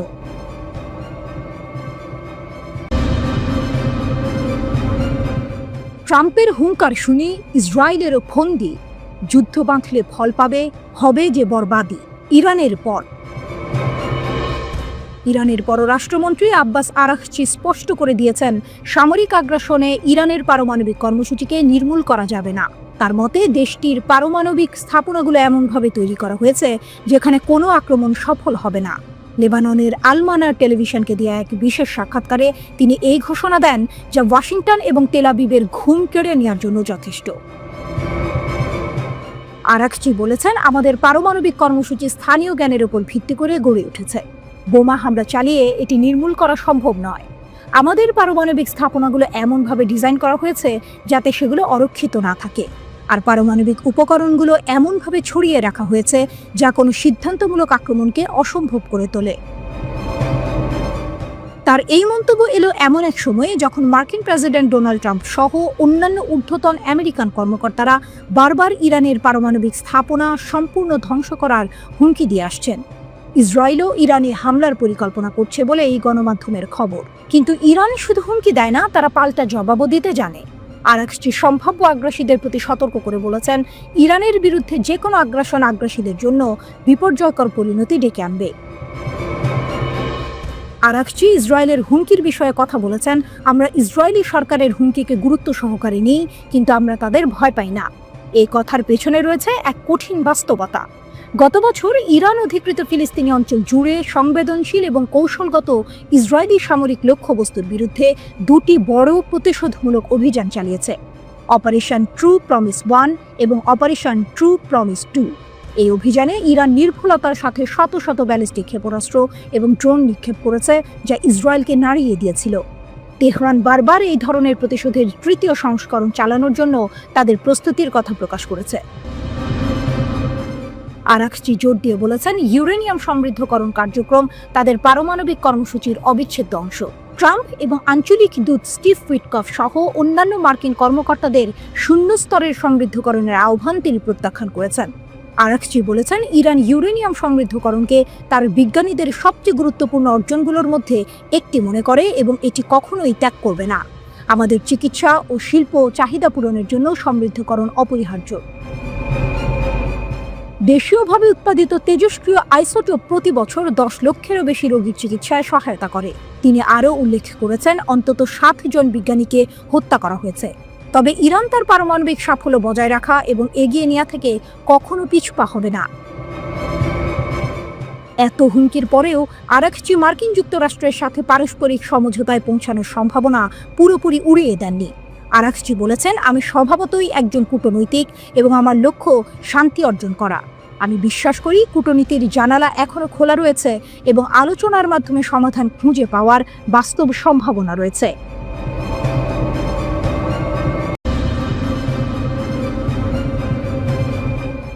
যুদ্ধ মানেই ধ্বংসলীলা, রক্তপাত আর ক্ষমতার লড়াই। আর এই লড়াইয়ে অন্যতম গুরুত্বপূর্ণ অস্ত্র হল ট্যাঙ্ক, যুদ্ধক্ষেত্রের অপ্রতিদ্বন্দ্বী রাজা। বিশাল বর্ম, শক্তিশালী কামান আর আধুনিক প্রযুক্তির মিশেলে তৈরি এই লৌহ দানবগুলো একটি দেশের সামরিক সক্ষমতার পরিচায়ক। রাশিয়া ইউক্রেন যুদ্ধ থেকে শুরু করে ভারত পাকিস্তান সীমান্ত, বিশ্বের নানা প্রান্তে যখন উত্তেজনা বাড়ছে, তখন কোনো দেশের হাতে কতগুলো এই রাজা আছে তা জানা কৌতূহলদীপ্ত। গ্লোবাল ফায়ার পাওয়ারের সাম্প্রতিক তথ্য অনুযায়ী বিশ্বের শীর্ষ 10টি ট্যাঙ্ক সমৃদ্ধ দেশের তালিকা নিচে দেওয়া হলো। 1. চীন 6800টি ট্যাঙ্ক। অবাক করার মতো হলেও এটাই সত্যি। বিশ্বের সবচেয়ে বেশি সংখ্যক ট্যাঙ্ক এখন চীনের দখলে। গত কয়েক বছরে চীন তাদের ট্যাঙ্ক বহর শুধু বাড়ায়নি, বরং অত্যাধুনিক প্রযুক্তিতে ঢেলে সাজিয়েছে। তাদের প্রধান ভরসা টাইপ 99 এবং আরও উন্নত টাইপ 99A মডেলের ট্যাঙ্ক। এই ট্যাঙ্কগুলোতে 125 মিমি কামান, অত্যাধুনিক fire control system, satellite navigation, thermal imaging এবং সক্রিয় প্রতিরক্ষা ব্যবস্থা রয়েছে। যদিও কিছু বিশেষজ্ঞ মনে করেন চীনের এই ট্যাঙ্কগুলো এখনও রাশিয়ার T-14 আর্মাতা বা দক্ষিণ কোরিয়ার K2 ব্ল্যাক প্যান্থারের মতো সেরা নয়, তবে তাদের সংখ্যা এবং আধুনিকীকরণের গতি নিঃসন্দেহে চিন্তার কারণ। 2. রাশিয়া 5750টি ট্যাঙ্ক। ঐতিহ্যগতভাবে রাশিয়া সবসময়ই শক্তিশালী ট্যাঙ্ক বহরের অধিকারী। ইউক্রেন যুদ্ধের আগে তাদের কাছে প্রায় 12,500 ট্যাঙ্ক ছিল, তবে যুদ্ধে বিপুল ক্ষয়ক্ষতির পরেও তারা এখনও দ্বিতীয় স্থানে। তাদের বহরে T-72, T-8, T-90 এর মতো পরিচিত মডেলের পাশাপাশি অত্যাধুনিক T-14 আর্মাতা ট্যাঙ্কও রয়েছে। রাশিয়ার ট্যাঙ্কগুলো তাদের দ্রুতগতি, শক্তিশালী কামান এবং উন্নত প্রতিরক্ষা ব্যবস্থার জন্য বিখ্যাত। T-14-তে অটোমেটেড টারেট, ক্রুদের জন্য বিশেষ সুরক্ষা ব্যবস্থা এবং আধুনিক সেন্সর রয়েছে। বর্তমানে রাশিয়া বছরে প্রায় ১,৫০০ নতুন ট্যাঙ্ক তৈরি করছে, যা যুক্তরাষ্ট্র ও ইউরোপের সম্মিলিত উৎপাদনের চেয়েও বেশি। ৩. যুক্তরাষ্ট্র ৪,৬৪০টি ট্যাঙ্ক। মার্কিন যুক্তরাষ্ট্রের ট্যাঙ্ক বহর সংখ্যায় রাশিয়ার বা চীনের মতো বিশাল না হলেও প্রযুক্তির দিক থেকে তারা অন্যতম সেরা। তাদের প্রধান যুদ্ধ ট্যাঙ্ক M1 আব্রাহাম ১৯৮০ সাল থেকে ব্যবহার হচ্ছে এবং সময়ের সাথে সাথে এর আধুনিকীকরণ করা হয়েছে। M1A1, M1A2 এবং M1A2 সেপ হল এর উন্নত সংস্করণ। এই ট্যাঙ্কগুলোতে অত্যাধুনিক কামান, থার্মাল ইমেজিং, উন্নত ফায়ার কন্ট্রোল সিস্টেম এবং শক্তিশালী বর্ম রয়েছে। ইরাক, আফগানিস্তান এবং উপসাগরীয় যুদ্ধের মতো গুরুত্বপূর্ণ সংঘাতে এই ট্যাঙ্ক নিজেদের সক্ষমতা প্রমাণ করেছে। ৪. উত্তর কোরিয়া ৪,৩৪৪টি ট্যাঙ্ক। উত্তর কোরিয়ার ট্যাঙ্ক বহরের আকার বেশ বড়সড়, তবে তাদের বেশিরভাগ ট্যাঙ্কই পুরনো সোভিয়েত আমলের। তাদের বহরে T-34, 85, T-55 এবং চীনের টাইপ 59 মডেলের ট্যাঙ্ক যেমন আছে, তেমনি তাদের নিজস্ব নকশার চনমা-হো, পোকপুং-হো এবং কিছুটা আধুনিক চিয়নমা-2 মডেলও দেখা যায়। দেশটির প্রকৃত ট্যাঙ্ক সংখ্যা নিয়ে ধোঁয়াশা থাকলেও ধারণা করা হয় তাদের কাছে প্রায় ৪,৫০০-এরও বেশি ট্যাঙ্ক রয়েছে। তবে প্রযুক্তির দিক থেকে তারা অনেক পিছিয়ে। ৫. ভারত ৪,২০১টি ট্যাঙ্ক। ভারত ধীরে ধীরে নিজেদের সামরিক সক্ষমতা বাড়াচ্ছে এবং ট্যাঙ্ক বহরও তার ব্যতিক্রম নয়। তাদের প্রধান ভরসা হল দেশীয় প্রযুক্তিতে তৈরি অর্জুন ট্যাঙ্ক। এই অত্যাধুনিক ট্যাঙ্কে ডিজিটাল ফায়ার কন্ট্রোল সিস্টেম, ১২৫ মিমি স্মুথ বোর কামান, উন্নত বর্ম এবং অ্যাক্টিভ প্রোটেকশন সিস্টেম রয়েছে। অর্জুনের সর্বশেষ সংস্করণ MK2 আরও উন্নত। এছাড়াও ভারত সোভিয়েত আমলের T-90 এবং T-72 মডেলের ট্যাঙ্কও ব্যবহার করে। ৬. মিশর ৩,৬২০টি ট্যাঙ্ক। মধ্যপ্রাচ্যের অন্যতম বৃহৎ ট্যাঙ্ক বহরের মালিক হল মিশর। তাদের প্রধান ট্যাঙ্ক হল যুক্তরাষ্ট্রের তৈরি M1A1 আব্রামস। এছাড়াও তারা পুরনো সোভিয়েত T-55 এবং T-62 মডেলের ট্যাঙ্কও ব্যবহার করে। মিশর তাদের ট্যাঙ্ক বহরকে আধুনিকীকরণের দিকে মনোযোগ দিয়েছে। ৭. পাকিস্তান ২,৬২৭টি ট্যাঙ্ক।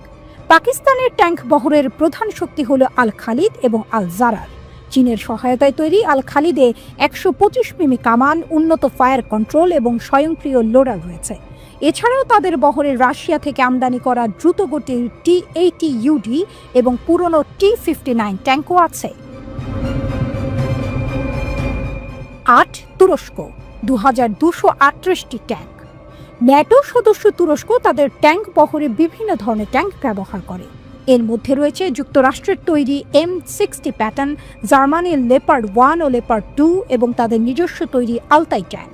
আলতাই ট্যাঙ্কে 120 মিমি স্মুথ বোর কামান, উন্নত বর্ম, থার্মাল সেন্সর এবং আধুনিক ফায়ার কন্ট্রোল সিস্টেম রয়েছে। লেপার্ড 2 তার অত্যাধুনিক সুরক্ষা এবং নির্ভুল আক্রমণ ক্ষমতার জন্য পরিচিত। তুরস্ক তাদের ট্যাঙ্ক বহরকে আধুনিকীকরণের কাজ চালিয়ে যাচ্ছে। ৯. দক্ষিণ কোরিয়া ২,২৩৬টি ট্যাঙ্ক। দক্ষিণ কোরিয়ার ট্যাঙ্ক তৈরিতে নিজেদের দক্ষতা প্রমাণ করেছে। তাদের প্রধান ট্যাঙ্কে ব্ল্যাঙ্ক প্যান্থার বিশ্বের অন্যতম সেরা ট্যাঙ্ক হিসেবে বিবেচিত হয়। অত্যাধুনিক প্রযুক্তিতে তৈরি এই ট্যাঙ্কটি পোল্যান্ড সহ আরও কয়েকটি দেশে রপ্তানিও করা হয়। ১০. ইরান ১,৭১৩টি ট্যাঙ্ক। পশ্চিমা নিষেধাজ্ঞার পরেও ইরান তাদের ট্যাঙ্ক বহরকে সচল রেখেছে এবং দেশীয় প্রযুক্তিতে ট্যাঙ্ক উন্নয়নের চেষ্টা করছে। তাদের বহরে সোভিয়েত T-72, T-52 এবং T-62 যেমন আছে, তেমনি নিজস্ব তৈরি জুলফিকার ও কারার ট্যাঙ্কও রয়েছে। জুলফিকার ট্যাঙ্কে ১২৫ মিমি কামান এবং উন্নত বর্ম রয়েছে। অন্যদিকে কারার আরও আধুনিক এবং এতে সক্রিয় প্রতিরক্ষা ব্যবস্থা ও থার্মাল সেন্সর বিদ্যমান। বিশ্বের এই শীর্ষ 10টি দেশের ট্যাঙ্ক বহরের দিকে তাকালে এটা স্পষ্ট হয় যে ট্যাঙ্ক এখনও আধুনিক যুদ্ধের একটি অপরিহার্য অংশ। সংখ্যা যেমন গুরুত্বপূর্ণ, তেমনি গুরুত্বপূর্ণ ট্যাঙ্কের প্রযুক্তিগত উৎকর্ষতা।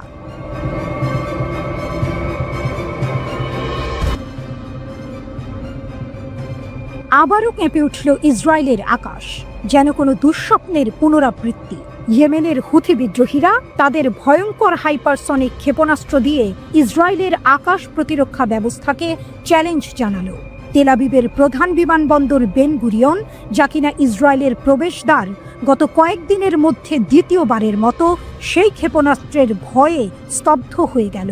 আকাশ থেকে আসা এক অচেনা ধাতব ঝড়, যা রাডারের চোখ ফাঁকি দিয়ে ভয়ঙ্কর গতিতে ধেয়ে যায় ইসরায়েলি শহরের দিকে।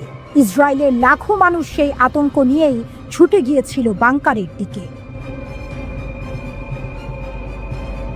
হাইপারসনিক ক্ষেপণাস্ত্রের হামলায় বেন গুরিয়ন বিমানবন্দর সাময়িকভাবে বন্ধ করে দেওয়া হয়। বাতিল করা হয় একের পর এক ফ্লাইট। বিমানবন্দরের ভেতরে মানুষের দৌড়াদৌড়িতে বেশ কয়েকজন আহত হন। এই দৃশ্য বুঝিয়ে দেয় কতটা অসহায় হয়ে পড়েছে ইসরায়েল, যাদের আকাশ প্রতিরক্ষা একসময় অপরাজেয় বলে মনে করা হতো। সম্প্রতি যুক্তরাষ্ট্র ইয়েমেনের হুথি বিদ্রোহীদের সাথে একটি যুদ্ধবিরতি চুক্তি করেছে। আপাত দৃষ্টিতে মনে হতে পারে এতে হয়তো কিছুটা শান্তি ফিরে আসবে, কিন্তু আসল টুইস্টটা এখানে। এই চুক্তিতে যুক্তরাষ্ট্র নিজেদের সরিয়ে নিয়েছে, একা ফেলে রেখে গেছে তাদের দীর্ঘদিনের মিত্র ইসরায়েলকে। আর সেই সুযোগটাই নিয়েছে হুথিরা। চুক্তি হওয়ার পর থেকে তারা ইসরায়েলের ওপর হামলা আরও জোরদার করেছে। তাদের ভয়ঙ্কর সব আক্রমণে এখন দিশেহারা নেতানিয়াহুর সরকার। হুথিরা, যাদের একসময় হয়তো দুর্বল প্রতিপক্ষ হিসেবে গণ্য করা হতো, আজ তারা ইসরায়েলের জন্য মূর্তিমান আতঙ্ক। তাদের সামরিক শক্তি ক্রমশ বাড়ছে, আর তার প্রমাণ মিলছে তাদের একের পর এক সফল হামলায়।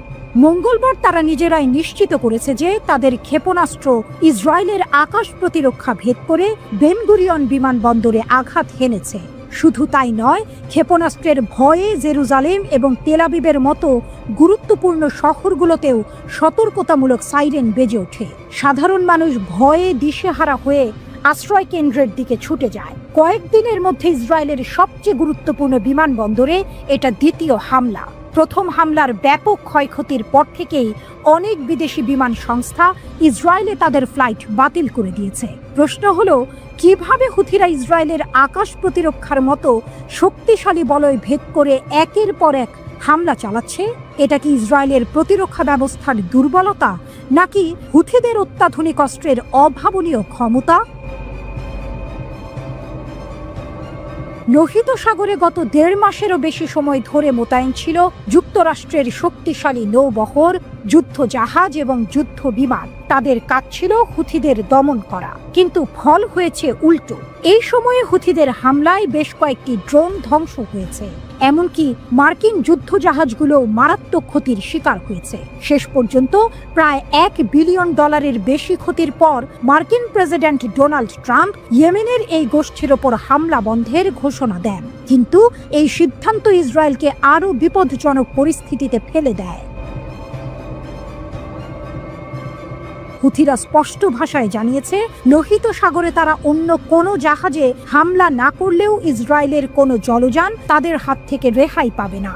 শুধু তাই নয়, তারা ইসরায়েল জুড়ে তাদের হামলা আরও বাড়ানোর হুমকি দিয়েছে।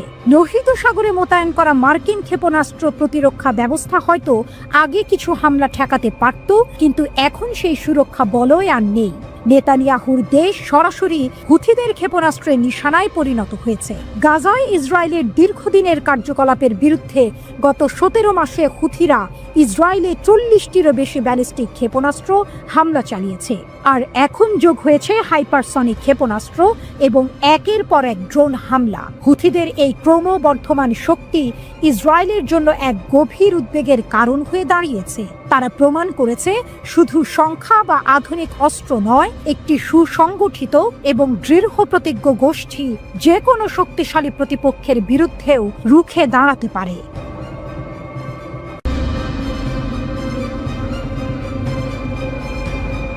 লোহিত সাগরের উত্তাল জলরাশিতে হুথিদের হামলা এখন আন্তর্জাতিক শিরোনাম। তাদের হাতে রয়েছে অত্যাধুনিক অস্ত্র, ক্রুজ ক্ষেপণাস্ত্র, ব্যালিস্টিক মিসাইল, কামিকাজে ড্রোন, এমনকি চালকবিহীন জাহাজ USV।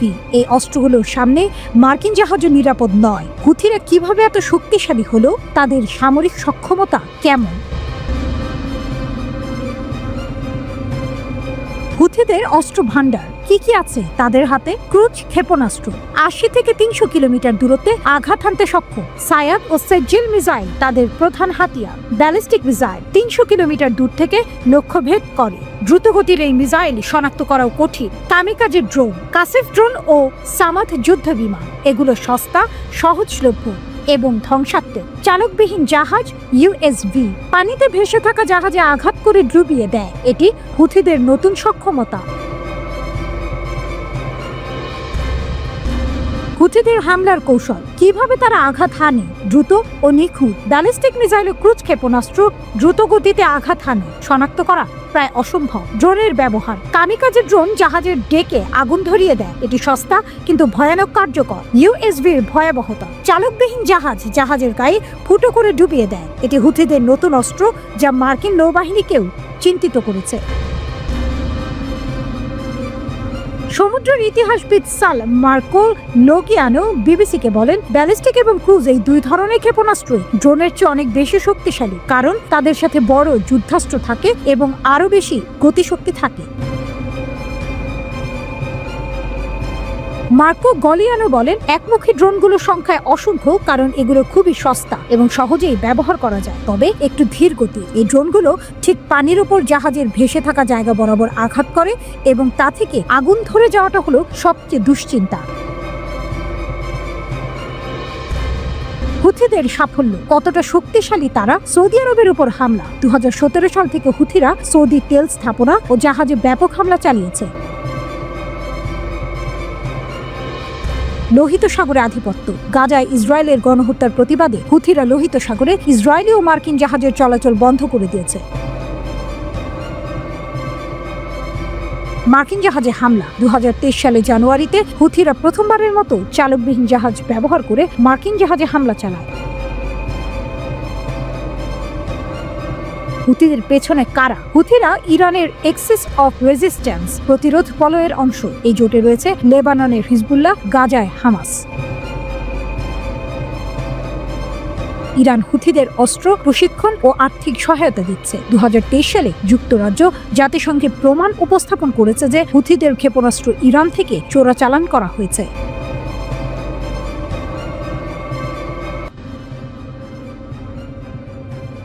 ইসরায়েলের সবচেয়ে বড় বিমানবন্দরে আবারও বোমা হামলা করেছে ইয়েমেনি সশস্ত্র বাহিনী। তারা দাবি করেছে যে বেন গুরিয়ন বিমানবন্দরে ক্ষেপণাস্ত্র হামলা চালিয়েছে। গত ২ সপ্তাহের মধ্যে এটি বিমানবন্দরটিতে তাদের দ্বিতীয় আক্রমণ। ইয়েমেনি সশস্ত্র বাহিনী আরও জানিয়েছে, শনিবার রাতে তারা বেন গুরিয়ন বিমানবন্দরে ২টি ব্যালিস্টিক ক্ষেপণাস্ত্র ছুড়েছে। ইসরায়েলের প্রতিরক্ষা বাহিনী আইডিএফ জানিয়েছে, তাদের আকাশ প্রতিরক্ষা ব্যবস্থা ইসরায়েলের দিকে আসা একটি ব্যালিস্টিক ক্ষেপণাস্ত্র সফলভাবে ধ্বংস করেছে। এই ক্ষেপণাস্ত্র হামলার পর ইসরায়েল জুড়ে বিপদ সংকেত শোনা যায়, যার ফলে লোকজন নিরাপদে আশ্রয় নিতে বাধ্য হয়। গত ৭ দিনে বেন গুরিয়ন বিমানবন্দরে এটি ইয়েমেনি সশস্ত্র বাহিনীর দ্বিতীয় এবং গত ১ মাসে তৃতীয় হামলা। এর আগে ১৪ মে ইয়েমেনিরা একই বিমানবন্দরে ক্ষেপণাস্ত্র ছুড়েছিল এবং বিশ্বব্যাপী বিমান সংস্থাগুলোকে তাদের কার্যক্রম বন্ধ করার হুঁশিয়ারি দিয়েছিল। ৪ মে তারিখে তাদের একটি ক্ষেপণাস্ত্র বেন গুরিয়ন বিমানবন্দরের প্রধান টার্মিনালের কাছে আঘাত হানে। ইয়েমেনি সশস্ত্র বাহিনী এই হামলার কারণ হিসেবে উল্লেখ করেছে, নিপীড়িত ফিলিস্তিনি জনগণ এবং গাজা উপত্যকায় আমাদের ভাইদের বিরুদ্ধে শত্রুদের গণহত্যা প্রতিহত করতেই এই হামলা। তারা আরও দাবি করেছে, ইয়েমেনি সশস্ত্র বাহিনীর ক্ষেপণাস্ত্র শাখা একটি উন্নত সামরিক অভিযান চালিয়েছে। এই অভিযানে ইসরায়েলের দখলকৃত জাফা অঞ্চলের বেন গুরিয়ন বিমানবন্দরে একটি হাইপারসনিক ব্যালিস্টিক ক্ষেপণাস্ত্র দিয়ে আঘাত হানা হয়েছে। ক্ষেপণাস্ত্রটি সফলভাবে তার লক্ষ্যে পৌঁছেছে। হুথিদের এই ক্ষেপণাস্ত্র হামলার কারণে বিমানবন্দরে বিমান চলাচল ও যাত্রী পরিবহন কিছু সময়ের জন্য বন্ধ ছিল। ইসরায়েলি সেনাবাহিনী জানিয়েছে, গাজা যুদ্ধ শুরুর পর এই প্রথম কোনো ক্ষেপণাস্ত্র বিমানবন্দরে আঘাত হানল। এই হামলার প্রতিক্রিয়ায় ইসরায়েল ইয়েমেনের লোহিত সাগর উপকূলবর্তী প্রদেশ হোদেইদাতে ইয়েমেনি সশস্ত্র বাহিনীকে লক্ষ্য করে হামলা চালিয়েছে। ইরান সমর্থিত ইয়েমেনি সশস্ত্র বাহিনী জানিয়েছে, হোদেইদা বন্দরে অন্তত ৬টি বোমা হামলা হয়েছে, যাতে ১ জন নিহত ও ৩৫ জন আহত হয়েছে। 2023 সালের 7 অক্টোবর গাজায় যুদ্ধ শুরু হওয়ার পর থেকে ইয়েমেনি সশস্ত্র বাহিনী ইসরায়েলকে লক্ষ্য করে হামলা চালিয়ে আসছে। ইসরায়েল দাবি করেছে যে ইয়েমেনি এই গোষ্ঠীর ছোড়া বেশিরভাগ ক্ষেপণাস্ত্র তারা ভূপাতিত করতে সক্ষম হয়েছে। অন্যদিকে ইয়েমেন থেকে ছোড়া ক্ষেপণাস্ত্রের কারণে ইসরায়েলের প্রধান বিমানবন্দর বেন গুরিয়ন আন্তর্জাতিক বিমানবন্দরে উড়োজাহাজের ওঠানামা সাময়িকভাবে বন্ধ করে দেওয়া হয়েছে বলে ইসরায়েলের সম্প্রচার মাধ্যম চ্যানেল 12 জানিয়েছে। এটি ইসরায়েলের প্রধান ও ব্যস্ততম আন্তর্জাতিক বিমানবন্দর। ইসরায়েলের সামরিক বাহিনী জানিয়েছে ইয়েমেন থেকে ছোড়া একটি ক্ষেপণাস্ত্র তারা ভূপাতিত করেছে। ইয়েমেন থেকে ক্ষেপণাস্ত্র ছোড়ার ফলে ইসরায়েলের মধ্যাঞ্চলে সতর্কতামূলক সাইরেন বাজানো হয়। চ্যানেল 12 ইসরায়েলি সামরিক বাহিনীর বরাত দিয়ে আরও জানিয়েছে ইয়েমেন থেকে ইসরায়েলের দিকে আরেকটি ক্ষেপণাস্ত্র ছোড়ার চেষ্টা করা হয়েছিল, তবে সেটি সফল হয়নি। ইয়েমেনের ইরান সমর্থিত সশস্ত্র বাহিনী ইসরায়েলকে লক্ষ্য করে ক্ষেপণাস্ত্র নিক্ষেপ অব্যাহত রেখেছে। তারা লোহিত সাগরে ইসরায়েল সংশ্লিষ্ট ও পশ্চিমা পণ্যবাহী জাহাজেও হামলা চালিয়ে আসছিল। এর জবাবে যুক্তরাষ্ট্র ও তার মিত্ররা ইয়েমেনে হামলা চালায়। তবে সম্প্রতি লোহিত সাগরে জাহাজের ওপর হামলা বন্ধে ইয়েমেনি সশস্ত্র বাহিনী যুক্তরাষ্ট্রের সঙ্গে একটি যুদ্ধবিরতিতে সম্মত হয়েছে।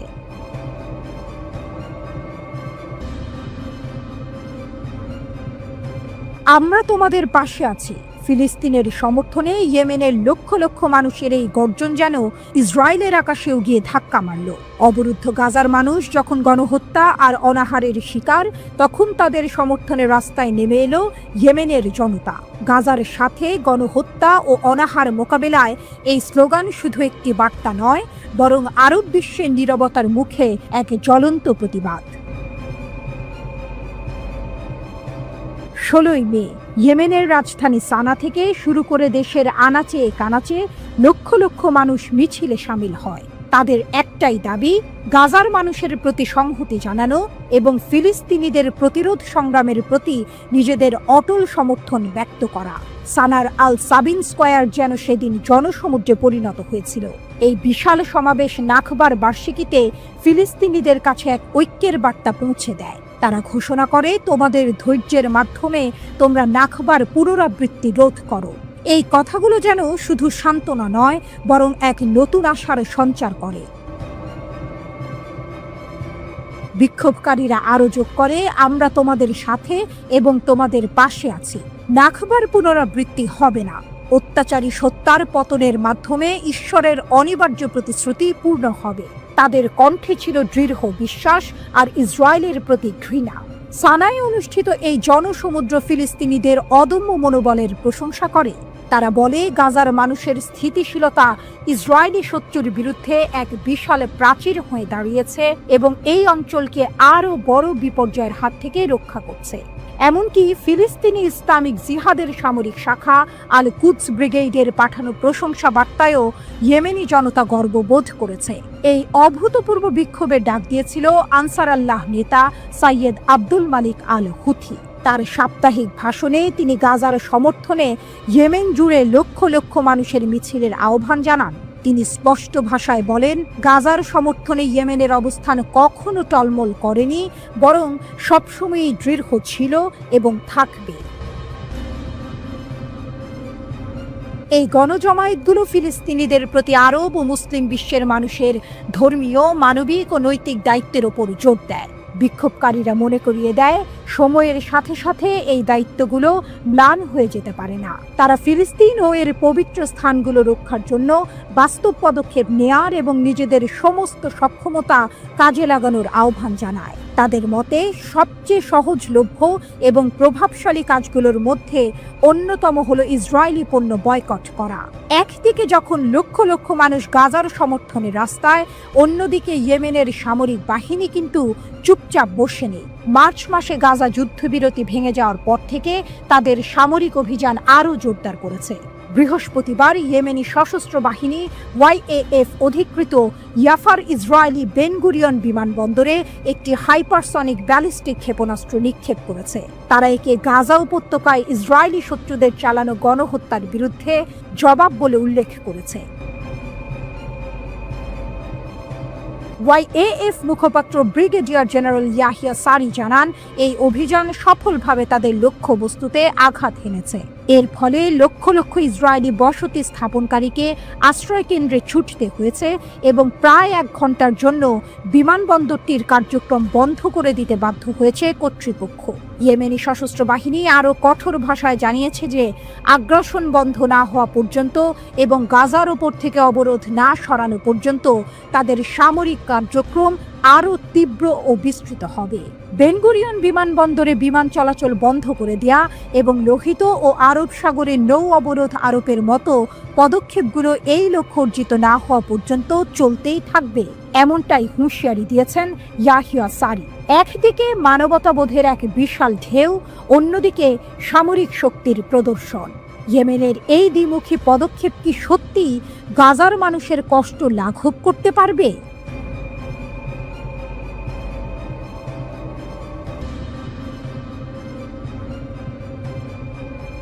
আরাকচি আমেরিকাকে কঠিন বার্তা দিলেন, তেহরান থামবে না। ইরানের পররাষ্ট্রমন্ত্রী আব্বাস আরাকচি আলোচনার টেবিলে মার্কিন যুক্তরাষ্ট্রের অবাস্তব দাবি নিয়ে কড়া হুঁশিয়ারি উচ্চারণ করলেন। তিনি স্পষ্ট ভাষায় জানালেন, ওয়াশিংটনের সাথে পরমাণু চুক্তি হোক বা না হোক, তেহরান তার ইউরেনিয়াম সমৃদ্ধকরণ কর্মসূচি কোনোভাবেই বন্ধ করবে না। যেন এক তেজোদ্দীপ্ত তীর ছুড়লেন তিনি, যার ফলা গিয়ে বিঁধল হোয়াইট হাউসের দরজায়। এই হুঙ্কার এলো মার্কিন প্রেসিডেন্ট ডোনাল্ড ট্রাম্পের মধ্যপ্রাচ্য বিষয়ক বিশেষ দূত স্টিভ উইটকফের এক বিস্ফোরক মন্তব্যের প্রতিক্রিয়ায়। উইটকফ দম্ভের সুরে বলেছিলেন, ওয়াশিংটন ইরানকে 1% ইউরেনিয়াম সমৃদ্ধ করার ক্ষমতা দেবে না, যেন মধ্যপ্রাচ্যের ভাগ্য নির্ধারণের একক চাবিকাঠি তাদের হাতেই। আরাকচি অভিজ্ঞ খেলোয়াড়ের মতো ঠান্ডা গলায় সাংবাদিকদের মুখোমুখি হয়ে বললেন, এই ধরনের কথা আলোচনার বাস্তবতার বাইরে। তার কণ্ঠ ছিল দৃঢ়, আত্মবিশ্বাসে পরিপূর্ণ। তিনি আরো যোগ করেন, যদি মার্কিন যুক্তরাষ্ট্র নিশ্চিত করতে চায় যে ইরান পরমাণু অস্ত্র তৈরি করছে না, তাহলে আমরা সহযোগিতা করতে প্রস্তুত, কিন্তু যদি তারা অবাস্তব দাবি করে তাহলে স্বাভাবিকভাবেই তা পূরণ হবে না। ইরান যে পরমাণু বোমা তৈরির পথে হাঁটছে না তা প্রমাণ করতে তেহরান প্রস্তুত, এমন ইঙ্গিতও দিলেন আরাকচি। তবে একই সাথে তিনি কঠিন শর্ত জুড়ে দিলেন, আমেরিকার অযৌক্তিক আবদার মেনে নেওয়া হবে না। যেন তিনি বোঝাতে চাইলেন, ইরান কোনো দুর্বল প্রতিপক্ষ নয়, বরং একটি শক্তিশালী ও স্বাধীন রাষ্ট্র, যে তার নিজের নীতি ও ভবিষ্যৎ নিজেই নির্ধারণ করতে সক্ষম। অন্যদিকে এবিসি নিউজের দিস উইক অনুষ্ঠানে দেওয়া সাক্ষাৎকারে উইটকফ তার অনড় অবস্থানের কথা পুনর্ব্যক্ত করেন। তিনি বলেন, ইরানের সাথে পরমাণু আলোচনায় ট্রাম্প প্রশাসনের লাল রেখা হলেও তেহরানকে কোনো অবস্থাতেই ইউরেনিয়াম সমৃদ্ধ করার অনুমতি দেওয়া হবে না। তার ভাষায়, আমাদের একটি খুব স্পষ্ট লাল রেখা আছে এবং তা হলো সমৃদ্ধকরণ। আমরা সমৃদ্ধকরণ ক্ষমতার 1% অনুমোদন করতে পারি না। উইটকফের এই কঠোর মন্তব্য যেন আলোচনার পথ আরো কঠিন করে তুলল। তিনি আরো বলল, সবকিছু শুরু হয় এমন একটি চুক্তি দিয়ে যার মধ্যে সমৃদ্ধকরণ অন্তর্ভুক্ত নয়, কারণ সমৃদ্ধকরণ অস্ত্র তৈরি করতে সক্ষম করে এবং আমরা এখানে বোমা আসতে দেব না। তার এই বক্তব্যে স্পষ্টতই ইরানের পরমাণু কর্মসূচি নিয়ে আমেরিকার গভীর উদ্বেগ ফুটে ওঠে। উইটকফের এই মন্তব্যের পর আরাকচি সামাজিক মাধ্যম এক্সে এর তীব্র প্রতিক্রিয়া জানান। তিনি সরাসরি জনসম্মুখে আলোচনায় না যাওয়ার নীতি পুনর্ব্যক্ত করেন এবং মার্কিন কর্মকর্তাদের ব্যক্তিগত ও প্রকাশ্য বিবৃতির মধ্যকার পরস্পর বিরোধিতার সমালোচনা করেন। তার এই কৌশল যেন প্রতিপক্ষের দুর্বলতা ধরিয়ে দেওয়ার এক চতুর চাল। আরাকচি এনপিটি বা পরমাণু অস্ত্র বিস্তার রোধ চুক্তির সদস্য হিসেবে ইরানের দীর্ঘদিনের অবস্থান আবারও তুলে ধরেন। তিনি দ্ব্যর্থহীন ভাষায় বলেন, চুক্তি হোক বা না হোক, পরমাণু সমৃদ্ধকরণ অব্যাহত থাকবে। এটিকে তিনি ইরানের কষ্টার্জিত এবং স্বদেশী অর্জন হিসেবে বর্ণনা করেন। তার এই বক্তব্যে জাতীয় গর্ব ও আত্মনির্ভরতার সুর স্পষ্ট। তিনি যেন বোঝাতে চাইলেন, এই প্রযুক্তি কারো দয়ায় পাওয়া নয়, বরং নিজেদের সক্ষমতার প্রমাণ। রবিবার আরাকচি আরও একটি গুরুত্বপূর্ণ ঘোষণা দেন। তিনি জানান, ইরান ও আমেরিকার মধ্যে পরোক্ষ আলোচনার পরবর্তী দফা শীঘ্রই অনুষ্ঠিত হবে। যদিও নির্দিষ্ট তারিখ এখনো চূড়ান্ত হয়নি, তবে খুব শিগগিরই তা ঘোষণা করা হবে বলে তিনি আশা প্রকাশ করেন। তিনি এও জানান যে এই বৈঠকের স্থান সম্পর্কে ওমানের পররাষ্ট্রমন্ত্রী বিস্তারিত জানাবেন। উল্লেখ্য 2015 সালের ঐতিহাসিক পরমাণু চুক্তি JCPOA ভেস্তে যাওয়ার পর ইরান ও মার্কিন যুক্তরাষ্ট্র পরোক্ষ আলোচনায় বসেছে। উভয় পক্ষই এই আলোচনাগুলোকে সাধারণভাবে ইতিবাচক হিসেবে বর্ণনা করেছে। তবে উইটকফের সাম্প্রতিক মন্তব্য সেই ইতিবাচকতাকে কিছুটা হলেও ম্লান করে দিয়েছে। ইরানের এই দৃঢ় অবস্থান কোনো ফাঁকা আওয়াজ নয়। মধ্যপ্রাচ্যে দেশটির ক্রমবর্ধমান প্রভাব এবং উন্নত সামরিক সক্ষমতা বিশ্বের অজানা নয়। সিরিয়া থেকে ইয়েমেন পর্যন্ত আঞ্চলিক রাজনীতিতে ইরানের গুরুত্বপূর্ণ ভূমিকা রয়েছে। তাদের তৈরি করা অত্যাধুনিক ড্রোন এবং ক্ষেপণাস্ত্র প্রযুক্তি ইতিমধ্যেই শত্রুদের রাতের ঘুম কেড়ে নিয়েছে। পরমাণু বিজ্ঞান ও প্রযুক্তিতেও ইরান উল্লেখযোগ্য অগ্রগতি লাভ করেছে। তাদের বিজ্ঞানীরা এখন এমন উচ্চতায় পৌঁছেছেন যে ইউরেনিয়াম সমৃদ্ধকরণ তাদের জন্য একটি নিয়মিত প্রক্রিয়া। আন্তর্জাতিক নিষেধাজ্ঞা তাদের এই অগ্রগতি রুখতে পারেনি, বরং আরও শক্তিশালী করেছে।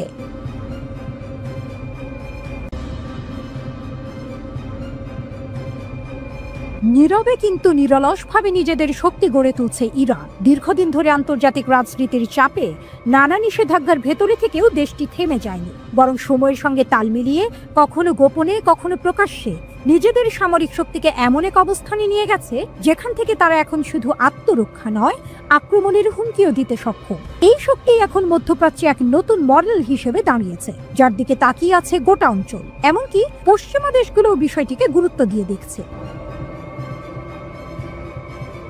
ইরান খুব ভালো করেই জানে, শুধু কথায় নয়, রাজনীতিতে নিজের শক্তি প্রমাণ করতে হয় বাস্তবে, প্রযুক্তিতে সামরিক সেই দিকেই এগোচ্ছে তারা। যেভাবে কৃত্রিম বুদ্ধিমত্তা বা AI প্রযুক্তি কাজে লাগিয়ে যুদ্ধের রূপ বদলে দেওয়ার চেষ্টা করছে, তা শুধুই প্রযুক্তির উন্নয়ন নয়, বরং এক ধরনের বিপ্লব। এখানে অস্ত্র মানে আর শুধু ধাতব যন্ত্র নয়, বরং এমন এক মাধ্যম যা লক্ষ্য ঠিক করতে পারে, বুঝতে পারে পরিস্থিতি এবং সিদ্ধান্তও নিতে পারে।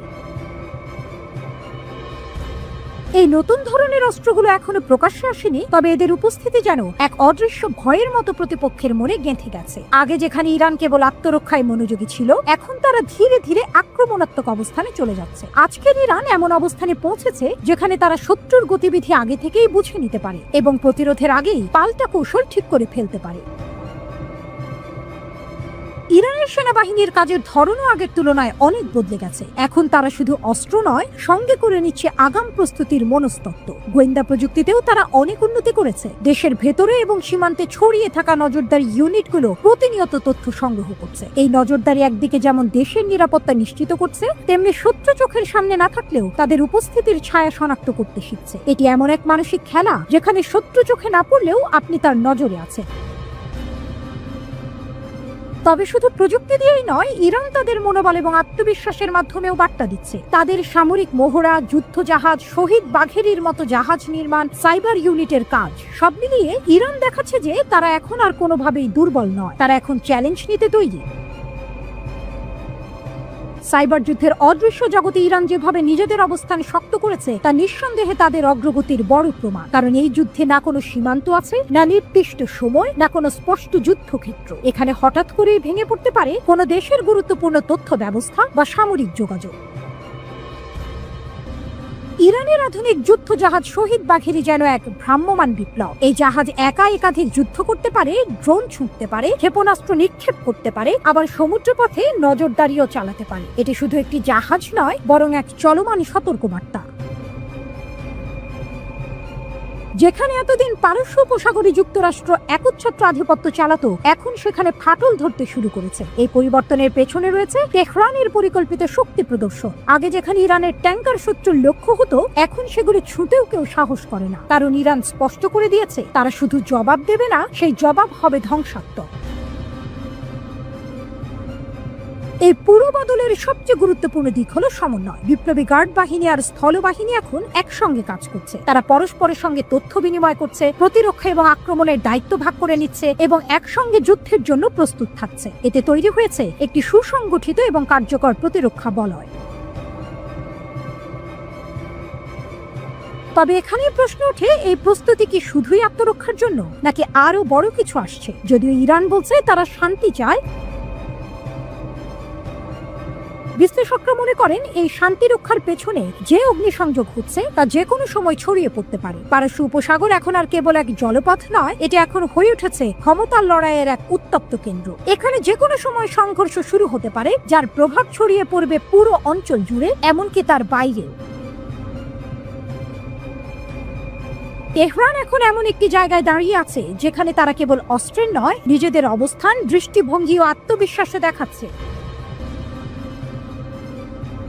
যেন তারা বলছে, আমরা যুদ্ধ চাই না, কিন্তু যদি যুদ্ধ আসে আমরাই আগে প্রস্তুত হব। এই আত্মবিশ্বাস, এই প্রস্তুতি, এই নীরব বিপ্লবী আজ তেহরানকে এক নতুন আদর্শে পরিণত করেছে।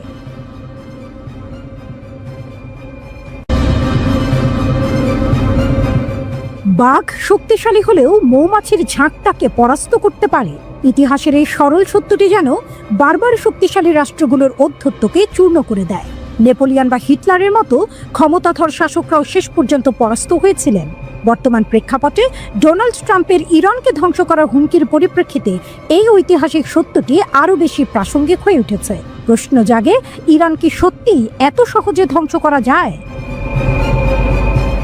ইরান প্রাচীন পারস্যের উত্তরাধিকারী, পৃথিবীর অন্যতম প্রাচীন সভ্যতা।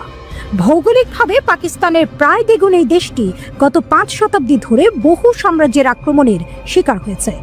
রোমান, আরব, মঙ্গল, তুর্কি, রাশিয়ান, এমনকি ব্রিটিশ শক্তিও ইরান দখলের চেষ্টা করেছে। কিন্তু আশ্চর্যজনকভাবে কেউই ইরানকে সম্পূর্ণরূপে পদানত করতে পারেনি। ইতিহাস সাক্ষী প্রাচীন পারস্য সাম্রাজ্য কতটা শক্তিশালী ছিল।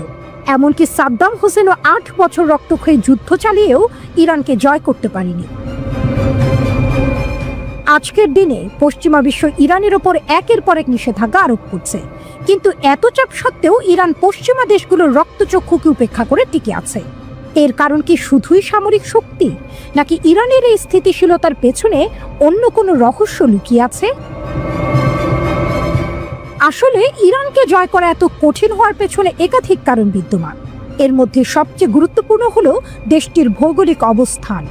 ইরানের দক্ষিণ ও পশ্চিম সীমান্ত জুড়ে বিস্তৃত জাগ্রস পর্বতশ্রেণী প্রায় 1600 কিলোমিটার দীর্ঘ। এটি উপকূল রেখা থেকে শুরু করে ইরাক ও তুরস্ক পর্যন্ত বিস্তৃত এবং ইরানের জন্য এক দুর্ভেদ্য প্রাকৃতিক প্রাচীর হিসেবে কাজ করে। এই পুরো পার্বত্য এলাকা পাথুরে এবং সহজে অতিক্রম করা যায় না। কৌশলগতভাবে গুরুত্বপূর্ণ বিষয় হলো এই পর্বতশ্রেণীর পাদদেশে অবস্থিত খোজেস্তান প্রদেশ ইরানের বৃহত্তম তেল ভাণ্ডার। 1979 সালের ইসলামিক বিপ্লবের সুযোগ নিয়ে 1980 সালে সাদ্দাম হোসেন ইরান আক্রমণ করেছিলেন। তার পরিকল্পনা ছিল প্রথমে খোজেস্তানের তেল ক্ষেত্র দখল করে ধীরে ধীরে ইরানের অভ্যন্তরে প্রবেশ করে অন্যান্য শহরগুলো দখল করা এবং শেষ পর্যন্ত ইসলামিক বিপ্লবকে নস্যাৎ করা। কারণ সেই সময় ইরানের আয়াতুল্লাহ খোমেনি অন্যান্য আরব দেশগুলোতেও ইসলামিক বিপ্লবের আহ্বান জানিয়েছিলেন, যা সেখানকার রাজতান্ত্রিক শাসনের জন্য হুমকি স্বরূপ ছিল। এমনকি আরব দেশগুলো ছাড়াও ব্রিটেন ও আমেরিকা ইরানের বিরুদ্ধে যুদ্ধে সাদ্দামকে সমর্থন জুগিয়েছিল।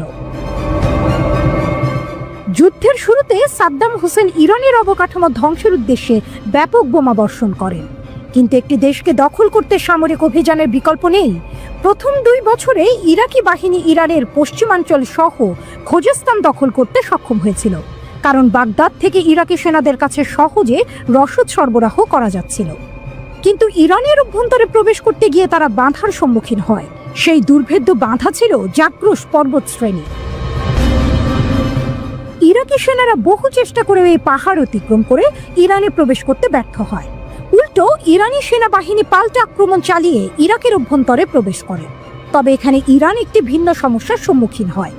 ইরানের প্রধান ডিপো ও শহরগুলো জাগ্রস পর্বতের বিপরীত দিকে অবস্থিত হয়। সেনাদের কাছে সময় মতো রসদ সরবরাহ করা কঠিন হয়ে পড়ে। এই কারণেই প্রায় 8 বছর ধরে চলা এই রক্তক্ষয়ী যুদ্ধের কোনো সুস্পষ্ট ফলাফল আসেনি। কোনো দেশই নিজেদের সীমান্ত 1 ইঞ্চিও পরিবর্তন করতে পারেনি। সুতরাং ডোনাল্ড ট্রাম্পের বোমাবর্ষণের হুমকি ইরানের জন্য সাময়িক ক্ষতির কারণ হতে পারে, কিন্তু শুধুমাত্র বিমান হামলা চালিয়ে ইরানকে দখল করা বা সেখানকার সরকারকে পরিবর্তন করা কার্যত অসম্ভব। পশ্চিম দিকের দুর্ভেদ্য প্রাচীরের পাশাপাশি ইরানের উত্তর দিকে রয়েছে ক্যাস্পিয়ান সাগর। এই সাগর পেরিয়ে ইরানে প্রবেশ করতে হলে আলবোর্জ পর্বতশ্রেণীর মুখোমুখি হতে হবে। জাগ্রস পর্বতমালার মতোই এই পর্বতশ্রেণী উত্তর দিক থেকে ইরানকে সুরক্ষা প্রদান করে। ইরানের শক্তির আরেকটি গুরুত্বপূর্ণ দিক হলো এর বহুত্ববাদী জাতিতত্ত্ব। যদিও কোনো দেশের জন্য জাতিতত্ত্ব বৈচিত্র্য মাঝে মাঝে দুর্বলতার কারণ হতে পারে, ইরান অত্যন্ত দক্ষতার সাথে এটিকে নিজেদের অস্ত্রে পরিণত করেছে। ইরানের প্রায় 9 কোটি জনসংখ্যার মধ্যে 62% পার্সিয়ান, 16% এজেরি, 10% কুর্দ এবং বাকি 12% বেলুচ, আরব ও তুর্কি রয়েছে। এই বিভিন্ন জাতিগোষ্ঠীর নিজস্ব স্বতন্ত্র জাতিগত পরিচয় রয়েছে এবং কারো কারো মধ্যে বিচ্ছিন্নতাবাদী আকাঙ্ক্ষাও বিদ্যমান। উদাহরণস্বরূপ, পাকিস্তান ও ইরানের বেলুচরা একত্রিত হয়ে বেলুচিস্তান নামক একটি স্বাধীন রাষ্ট্র গঠনের স্বপ্ন দেখে। তেমনি ইরান ও ইরাকের কুর্দ জনগোষ্ঠী কুর্দিস্তান নামে একটি আলাদা রাষ্ট্র প্রতিষ্ঠার আকাঙ্ক্ষা পোষণ করে। তবে ইরান একটি সুকৌশলপূর্ণ পদ্ধতির মাধ্যমে এই বিভেদকে নিয়ন্ত্রণে রেখেছে। দেশটির ধর্মীয় নেতারা এই বিভিন্ন জাতিগোষ্ঠীকে ঐক্যবদ্ধ রেখেছেন। ভবিষ্যতে কোনো দেশ ইরান আক্রমণ করলে আয়াতুল্লাহ খুব সহজেই এই বিভিন্ন জাতিগোষ্ঠীকে ঐক্যবদ্ধ করতে সক্ষম হবেন। এবার আসা যাক ইরানের সবচেয়ে গুরুত্বপূর্ণ হাতিয়ার সামরিক শক্তির প্রসঙ্গে। 1979 সালের ইসলামিক বিপ্লবের আগে ইরান একটি উদারপন্থী দেশ ছিল এবং আমেরিকার গুরুত্বপূর্ণ মিত্র হিসেবে পরিচিত ছিল। ইরান ও আমেরিকার সম্পর্ক এতটাই ঘনিষ্ঠ ছিল যে আমেরিকা ইরানকে সামরিক জেট সরবরাহ করত। আজও ইরান 1970-এর দশকের বেশ কিছু আমেরিকান ফাইটার জেট ও হেলিকপ্টার ব্যবহার করে। তবে সাদ্দাম হোসেনের আক্রমণ ইরানের চোখ খুলে দেয়। দেশটি বুঝতে পারে ভবিষ্যতে কোনো যুদ্ধ হলে আরব দেশগুলো তাদের সাহায্য করবে না। এই উপলব্ধি থেকেই ইরান নিজস্ব মিসাইল সিস্টেম গড়ে তুলেছে এবং বর্তমানে মধ্যপ্রাচ্যের অন্যতম শক্তিশালী সামরিক শক্তিতে পরিণত হয়েছে। ইরানের সামরিক বাহিনীকে মূলত দুটি অংশে ভাগ করা যায়: ইরানিয়ান আর্মড ফোর্স, যা দেশের প্রতিরক্ষা বাহিনী এবং এর অধীনে রয়েছে সেনাবাহিনী, নৌবাহিনী ও বিমান বাহিনী। আরেকটি গুরুত্বপূর্ণ অংশ হলো Islamic revolutionary guard corps IRGC, যা ইরানের সবচেয়ে শক্তিশালী ও স্বাধীন সামরিক বাহিনী। দেশের অভ্যন্তরে সরকার বিরোধী বিদ্রোহ বা কোনো প্রদেশের বিচ্ছিন্নতাবাদী আন্দোলনের দমনের জন্য IRGC-কে ব্যবহার করা হয়।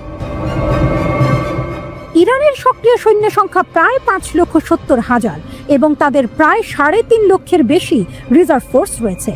এছাড়াও তাদের কাছে 4,000-এর বেশি ট্যাঙ্ক ও সাঁজোয়া যান রয়েছে, যার মধ্যে উল্লেখযোগ্য হল Russian T-72, Iranian Zulfikar tank এবং শক্তিশালী মাল্টিপল রকেট লঞ্চার।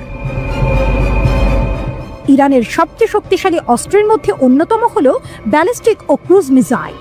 দেশটির দীর্ঘ পাল্লার সাহাব 3 মিসাইলের পাল্লা প্রায় 2000 কিলোমিটার, যা ইসরায়েল ও আমেরিকার ঘাঁটিগুলোতে আঘাত হানতে সক্ষম। এছাড়াও সিজিল 2 নামক মিসাইলের পাল্লা প্রায় 2500 কিলোমিটার। ইরানের ড্রোন প্রযুক্তি ও অন্যান্য আরব দেশগুলোর তুলনায় অনেক উন্নত। শাহেদ 136 নামক কামিকাজি ড্রোন ইউক্রেন যুদ্ধে রাশিয়ার ব্যবহারেও দেখা গেছে। ইরানের কাছে আরও বেশ কিছু অত্যাধুনিক কামিকাজি ড্রোন রয়েছে। ফাইটার জেটের ক্ষেত্রে ইরান সম্প্রতি রাশিয়ার কাছ থেকে Su-35 যুদ্ধ বিমান কিনেছে। আকাশ প্রতিরক্ষা ব্যবস্থার মধ্যে ইরানের কাছে S-300-এর মতো উন্নত মিসাইল ডিফেন্স সিস্টেম রয়েছে। দেশটির নৌবাহিনীও যথেষ্ট শক্তিশালী এবং কাস্পিয়ান সাগর থেকে শুরু করে ওমান উপসাগর ও পারস্য উপসাগরে ইরানের নৌবাহিনীর শক্তিশালী উপস্থিতি সবসময় বিদ্যমান। ইরানের সামরিক শক্তির বাইরেও দেশটির কৌশলগত অবস্থান অত্যন্ত গুরুত্বপূর্ণ। হরমুজ প্রণালী ও বাব এল মান্দেব প্রণালী, এই দুটি জলপথ বিশ্বের অন্যতম গুরুত্বপূর্ণ বাণিজ্য পথ, ইরানের মিসাইল রেঞ্জের মধ্যে অবস্থিত। আজকের দিনে ইরানের উপর কোনো রকম আক্রমণ হলে ইরান সম্ভবত এই দুটি জলপথ বন্ধ করে দিয়ে বিশ্ব বাণিজ্যকে থমকে দিতে পারে। ইরানের আরেকটি গুরুত্বপূর্ণ কৌশল হলো এক্সিস অফ রেজিস্ট্যান্স।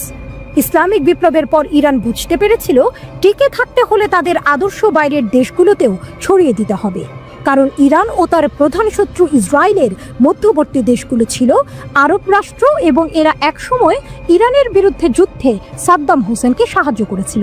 তাই ইসরায়েল ও ওই আরব দেশগুলোকে মোকাবেলা করার জন্য ইরান এমন একটি পরিকল্পনা গ্রহণ করে যার মাধ্যমে তারা তাদের শত্রুদের ক্রমাগত হুমকির মুখে রাখতে পারে। ইরান সেই সমস্ত গোষ্ঠীগুলোকে সমর্থন করে যারা ইসরায়েলের বিরোধিতা করে, যেমন ফিলিস্তিনের হামাস, লেবাননের হিজবুল্লাহ, সিরিয়ার ফাতেমিয়া ব্রিগেড, ইরাকের প্রতিরোধ যোদ্ধা ও ইয়েমেনের হুথি। এই পুরো নেটওয়ার্কটি এক্সেস অফ রেজিস্ট্যান্স নামে পরিচিত, যদিও আমেরিকা এটিকে এক্সেস অফ ইভেল বা শয়তানের অক্ষ বলে অভিহিত করে। ইরান পারমাণবিক বোমা তৈরির খুব কাছাকাছি পৌঁছে গেছে বলে মনে করা হয়। এই কারণেই আমেরিকা ও ইসরায়েল বারবার ইরানকে এই পথে বাধা দেওয়ার চেষ্টা করছে। যদি আমেরিকা ইরানের ওপর বোমা হামলা শুরু করে, তবে ইরান সম্ভবত তাদের পারমাণবিক বোমা তৈরির প্রক্রিয়া আরও দ্রুত করবে, যা শেষ পর্যন্ত ইরানকে একটি পারমাণবিক শক্তিধর রাষ্ট্রে পরিণত করতে পারে। ভূরাজনৈতিক প্রেক্ষাপটে আরও কিছু বিষয় বিবেচনা করা প্রয়োজন। আজকের বিশ্বে এমন কিছু দেশ রয়েছে যারা ইরানের ধ্বংস চায় না, যার মধ্যে রাশিয়া ও চীন অন্যতম। মধ্যপ্রাচ্যে আমেরিকার প্রভাব কমানোর ক্ষেত্রে ইরান একটি মধ্যস্থতাকারী শক্তি হিসেবে কাজ করে। তাই ভবিষ্যতে ইরানের ওপর আক্রমণ হলে রাশিয়া, চীন, এমনকি উত্তর কোরিয়াও ইরানকে সাহায্য করতে পারে। এমনকি ভারতের জন্যও ইরানের শান্তি বজায় থাকা অত্যন্ত জরুরি। ভারত ভবিষ্যতে ইউরোপ ও ভারতের মধ্যে একটি অর্থনৈতিক করিডোর তৈরি করতে চায় এবং সেই করিডোরের বাণিজ্য পথ ইরানের ওপর দিয়েই যাবে। এছাড়াও ভারত ইরানের চাবাহার বন্দরে বিপুল পরিমাণ অর্থ বিনিয়োগ করেছে। ভবিষ্যতে ভারত ইরান থেকে সস্তা তেল কিনতে আগ্রহী, যা ভারতীয় অর্থনীতিতে সহায়ক হবে। ভৌগোলিক অবস্থান, প্রক্সি যুদ্ধ এবং সামরিক শক্তির দিক থেকে ইরান নিঃসন্দেহে একটি শক্তিশালী দেশ, কিন্তু যুদ্ধের ময়দান সবসময় অপ্রত্যাশিত। তাবড় তাবড় সামরিক জেনারেলদের পরিকল্পনা ও প্রকৃত যুদ্ধে ব্যর্থ হতে দেখা যায়। আজ আমেরিকা ইরানের ওপর বোমা বর্ষণ করলে ইরান তার কতটা জবাব দিতে পারবে বা তাদের অর্থনীতি কতটা ভেঙে পড়বে তা অনুমান করা কঠিন। রাশিয়া যখন ইউক্রেন আক্রমণ করেছিল, তখন অনেকেই ভেবেছিল এই যুদ্ধ দীর্ঘস্থায়ী হবে না। 3 বছর পরেও সেই যুদ্ধ চলছে। এমনকি আমেরিকাও ভিয়েতনাম ও আফগানিস্তানে পরাজয়ের শিকার হয়েছে। সাদ্দাম হোসেন কেন ইরানের উপর আক্রমণ করেছিলেন, সেই ইতিহাসও আমাদের মনে রাখা প্রয়োজন।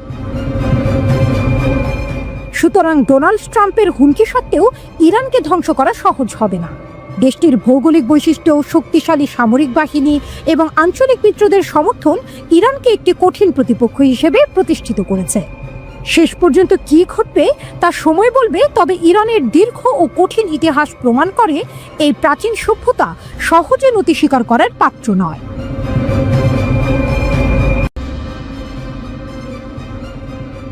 2025-এর যুদ্ধের প্রস্তুতি। ইরান প্রকাশ করছে চমকপ্রদ নতুন অস্ত্র, বিশ্ব কাঁপছে। ইরান প্রস্তুতি নিচ্ছে 2025-এর যুদ্ধের জন্য। নতুন অস্ত্র, নতুন প্রযুক্তি, প্রতিটি সরঞ্জাম যেন আগুনের শিখা ছড়িয়ে দিচ্ছে। ইরানের সামরিক মহড়া। কয়েক মাস ধরে ইরান বিভিন্ন ধরনের বিমান প্রতিরক্ষা ব্যবস্থা, ক্ষেপণাস্ত্র, ড্রোন, যুদ্ধ বিমান, ট্যাঙ্ক এবং যুদ্ধ জাহাজ পরীক্ষা করছে। সেনাবাহিনী ও Islamic revolutionary guard corps IRGC মিলেমিশে মহড়া করছে। বৃহদাকারে সামরিক প্রদর্শনী চলছে। প্রতিটি অস্ত্রই যেন ভবিষ্যতের যুদ্ধের অঙ্গ। অস্ত্র প্রদর্শনের মঞ্চ। ইরান বিভিন্ন মহড়া করেছে ইকতেদার, জুলফিকার ও মহান নবী। ওমান সাগর থেকে উত্তর ভারত মহাসাগর জুড়ে চলছে মহড়া। প্রতিটি মহড়ায় নতুন প্রতিরক্ষামূলক ও আক্রমণাত্মক অস্ত্র দেখানো হচ্ছে। ইরান স্পষ্ট করে দিতে চায়, আমরা পশ্চিমাদের ও ইসরায়েলের প্রতি আমাদের অবাধ্যতা বজায় রাখব। গোপন ক্ষেপণাস্ত্র শহর। IRGC উন্মোচন করেছে 3টি ভূগর্ভস্থ সামরিক ঘাঁটি। ঘাঁটিতে দেখা গেছে শত শত ক্ষেপণাস্ত্র। এই ঘাঁটিকে বলা হয় ক্ষেপণাস্ত্র মেগা সিটি। মোবাইল লঞ্চারে শীঘ্রই ধামাকা আঘাত করার প্রস্তুতি। ক্ষেপণাস্ত্রের শোডাউন। খোর্রামশার 4 তরল জ্বালানি রকেট, পাল্লা 2000 কিলোমিটার, 2 টন পর্যন্ত ওয়ারহেড। জাহাদ রকেট 650 কেজি ওয়ারহেড নিয়ে 1000 কিলোমিটার। কদর 2 স্তরের রকেট, 2000 কিলোমিটার এবং 750 কেজি ওয়ারহেড। ইমাদ রকেট, পাল্লা 1800 কিলোমিটার। প্রতিটি নামই দিচ্ছে এক নতুন বিপ্লবের ইঙ্গিত। নৌবাহিনীর রহস্য। IRGC নৌবাহিনীও প্রদর্শনী করছে। একটি গোপন ভূগর্ভস্থ নৌঘাঁটি উন্মোচিত হলো। শত শত ক্ষেপণাস্ত্র বহনকারী স্পিডবোট দেখানো হলো। নতুন ক্রুজ ক্ষেপণাস্ত্র। আরও আছে 2000 কিলোমিটার পাল্লার অ্যান্টি শিপ সুপারসনিক ক্রুজ ক্ষেপণাস্ত্র। ইরান সমুদ্রের গভীরে আক্রমণের জন্য এখন পুরোপুরি প্রস্তুত। যুদ্ধ বিমান ও ড্রোনের হামলা। ইরান ব্যবহার করছে আধুনিক ও পুরানো যুদ্ধ বিমান। দেশীয় মডেল যেমন সায়েক, আজারখস, MiG-29, Yak-130 শত্রু ড্রোন আটকাতে। মহড়ায় ড্রোনও উড়ছে। নতুন ড্রোন ক্যারিয়ার শহীদ বাঘেরি, 180 মিটার রানওয়ে, 2 তলা, 8টি হ্যাঙ্গার, হাসপাতাল ও ফুটবল মাঠ। এতে বিভিন্ন রকমের অ্যাটাক ড্রোন উৎক্ষেপণের ব্যবস্থা। ফেব্রুয়ারি শুরুতে প্রদর্শিত নতুন ড্রোনগুলো শত্রুকে চমকে দিচ্ছে। বিমান প্রতিরক্ষা ও ক্ষেপণাস্ত্র প্রতিরোধ। ইরানের জন্য গুরুত্বপূর্ণ অবকাঠামো রক্ষা। ইসরায়েলের হামলার পর ইরান হারিয়েছে কিছু S-300 ব্যাটারি, কিন্তু ক্ষতিগ্রস্ত সরঞ্জাম প্রতিস্থাপন করা হয়েছে। জানুয়ারিতে S-300 ও ব্রাভার 373 এর আপগ্রেড সংস্করণ প্রদর্শিত হয়েছে। ইরান স্পষ্ট করে দিতে চায়, আমরা পশ্চিমাদের চাপ সহ্য করব না। আমাদের অস্ত্র, প্রযুক্তি ও সাহস সবই প্রস্তুত। 2025-এ কি হবে? ইরান আবারও চমকে দেবে বিশ্বকে?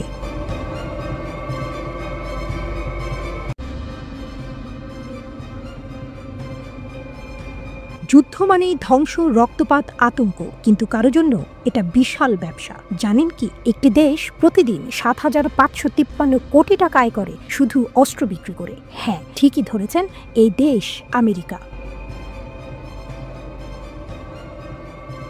বিশ্বজুড়ে যুদ্ধ লাগলে সবাই আতঙ্কিত হয়, কিন্তু আমেরিকার অর্থনীতি আরও চাঙ্গা হয়ে ওঠে। তারা শুধু অস্ত্র বিক্রি করে না, যুদ্ধের বাজার গরম রাখার মাস্টার মাইন্ডও। বিশ্বের সবথেকে বড় অস্ত্র রপ্তানিকারক দেশ আমেরিকা। একটা দেশ শুধু অস্ত্র বিক্রি করে কিভাবে প্রতিদিন হাজার হাজার কোটি টাকা আয় করে, শুনতে অবিশ্বাস্য লাগলেও এটাই সত্যি।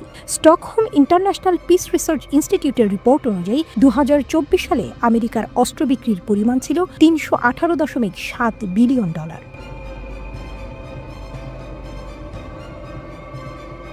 যুদ্ধ লাগলেই লাভ আমেরিকার। বিশ্বের যে কোনো কোনায় যুদ্ধ হোক, আমেরিকার অর্থনীতি চাঙ্গা। রাশিয়া ইউক্রেন হোক বা মধ্যপ্রাচ্যের সংঘাত, দুপক্ষই আমেরিকার অস্ত্র ব্যবহার করছে। এটা কি শুধুই কাকতালীয়, নাকি আমেরিকার মাস্টার প্ল্যান? সবচেয়ে জনপ্রিয় অস্ত্র কোনগুলো? আমেরিকা শুধু বন্দুক বা রাইফেল বিক্রি করে না, তাদের সবচেয়ে হটকেক প্রোডাক্ট কোনটি? F-16, F-15, F-35 যুদ্ধ বিমান, প্যাট্রিয়ট, টমাহক ক্ষেপণাস্ত্র, ড্রোন ও ট্যাঙ্ক, মিসাইল সিস্টেম ও যুদ্ধ জাহাজ। বিশ্বের 40% অস্ত্র আমেরিকা বিক্রি করে।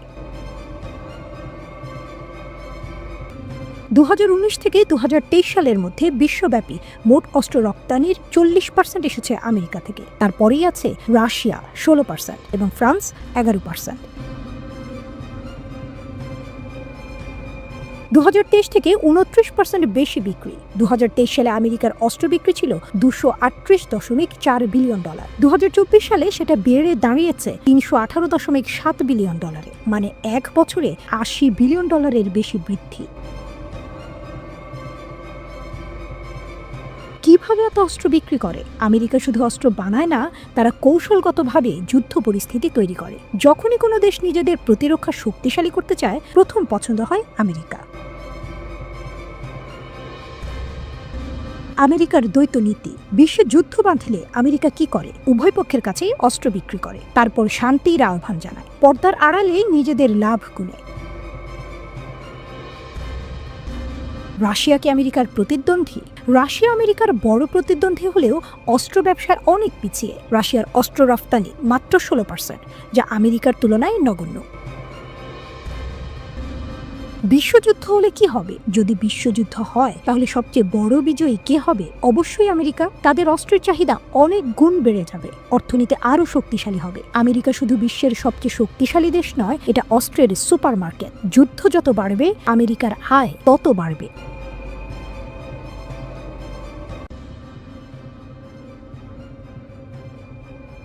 ইসরায়েলকে কি পুড়িয়ে দেবে ইরানের অতি গোপন অস্ত্র? ইসরায়েলের পারমাণবিক স্থাপনা আক্রমণ পরিকল্পনার পর IRGCর শীতল সতর্কতা। ইসরায়েলের বেঁচে থাকার কোনো সম্ভাবনা নেই, হুঁশিয়ারি করলেন ব্রিগেডিয়ার জেনারেল কিউমার সাইদারি।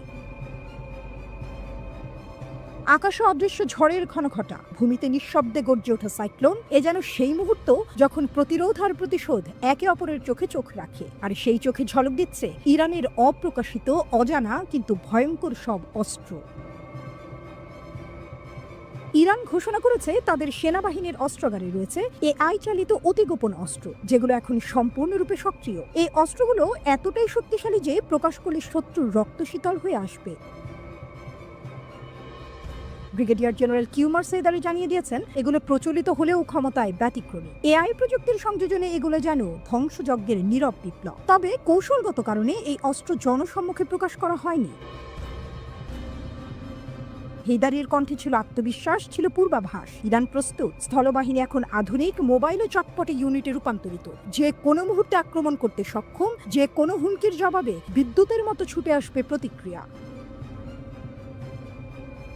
তিনি জানিয়েছেন, ইতোমধ্যে 10টি ডিভিশন মোতায়েন করা হয়েছে দেশের কৌশলগত সীমান্তগুলোতে। পূর্ব, পশ্চিম ও উপকূলীয় অঞ্চলে সম্পন্ন হয়েছে 3টি বিশাল সামরিক মহড়া, যেখানে যাচাই করা হয়েছে বাহিনীর প্রতিক্রিয়া, প্রস্তুতি ও সমন্বয়। তিনি বলেছেন, আমাদের চোখ সবসময় খোলা, আঙুল ট্রিগারে। হুমকি দেখলেই শত্রুকে বাঁচার কোনো সুযোগ দেওয়া হবে না।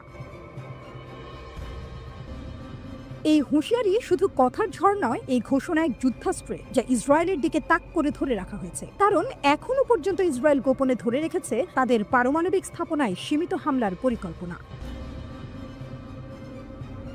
যদিও মার্কিন প্রেসিডেন্ট ডোনাল্ড ট্রাম্প সেই পরিকল্পনাকে বাতাসে উড়িয়ে দিয়েছেন, তবুও ইসরায়েলি কর্মকর্তারা মনে করছেন তাদের সামরিক বাহিনী এমন একটি আক্রমণ চালাতে পারে যার জন্য কম মার্কিন সহায়তাই যথেষ্ট হবে। কিন্তু প্রশ্ন থেকে যায়, কখন, কিভাবে? এর কোনো উত্তর নেই, শুধু একটা অনিশ্চিত উত্তেজনা যা সময়ের স্রোতের বিপরীতে দাঁড়িয়ে অপেক্ষা করছে বিস্ফোরণের।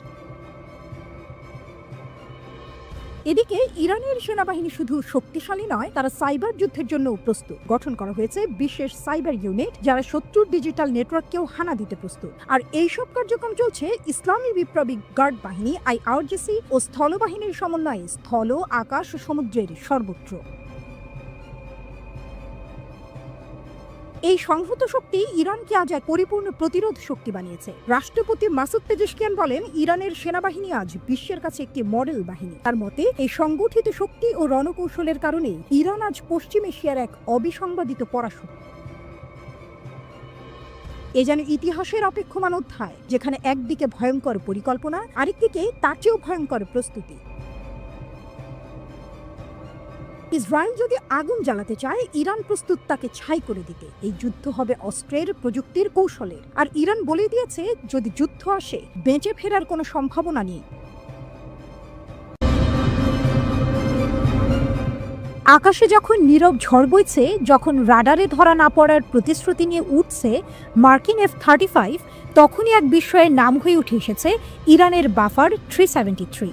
এটি কেবল একটি ক্ষেপণাস্ত্র প্রতিরক্ষা ব্যবস্থা নয়, এ যেন তেহরানের কণ্ঠে উচ্চারিত এক চ্যালেঞ্জ, যার প্রতিধ্বনি পৌঁছে গেছে ওয়াশিংটনের স্ট্র্যাটেজিক বাংকার থেকে শুরু করে তেল আবিবের যুদ্ধ পরিকল্পনা কক্ষে।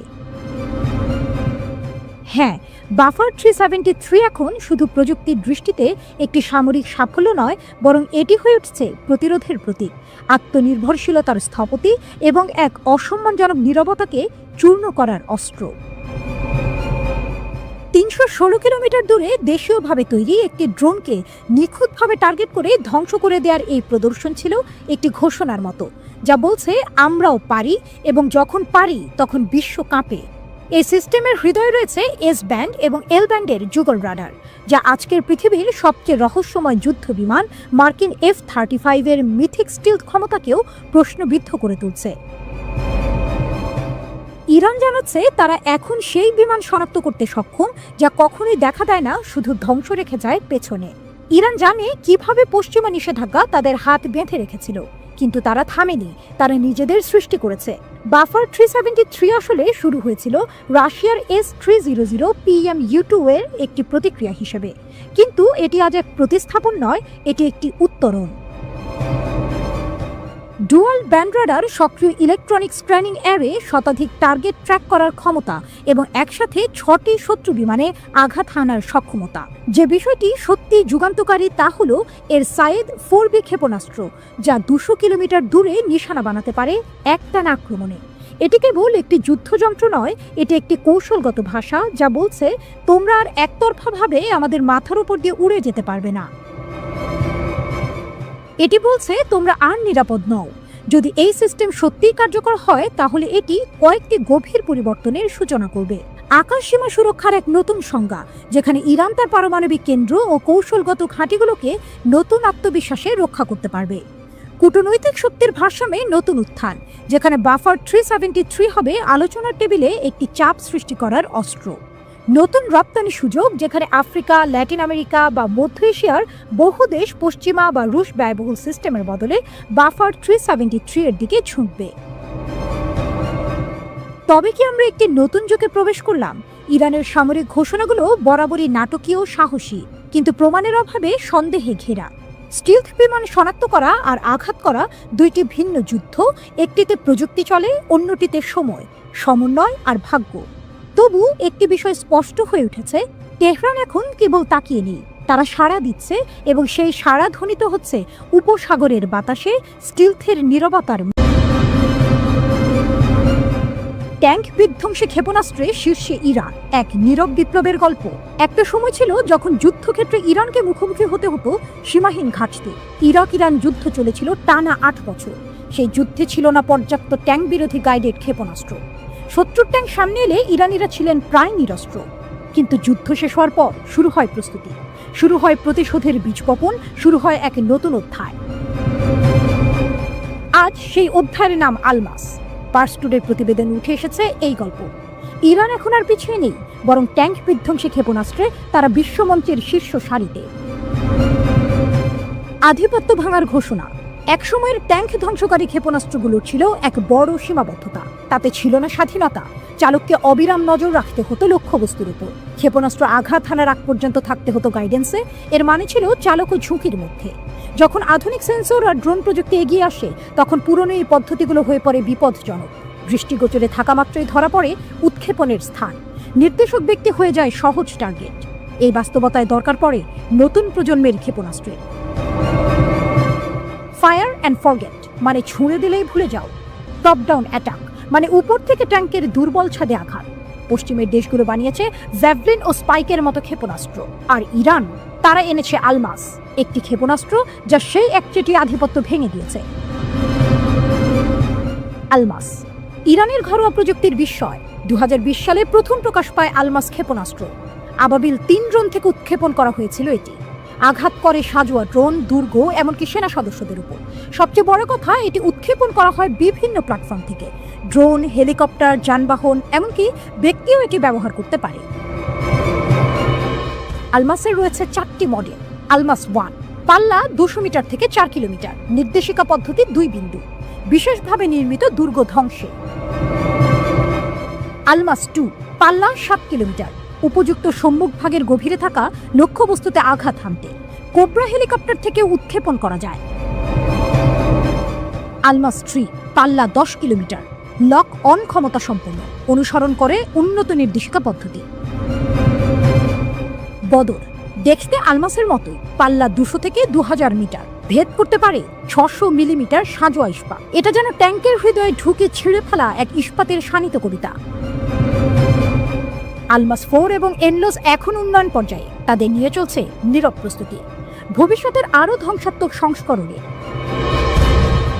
কৌশলগত জাদু।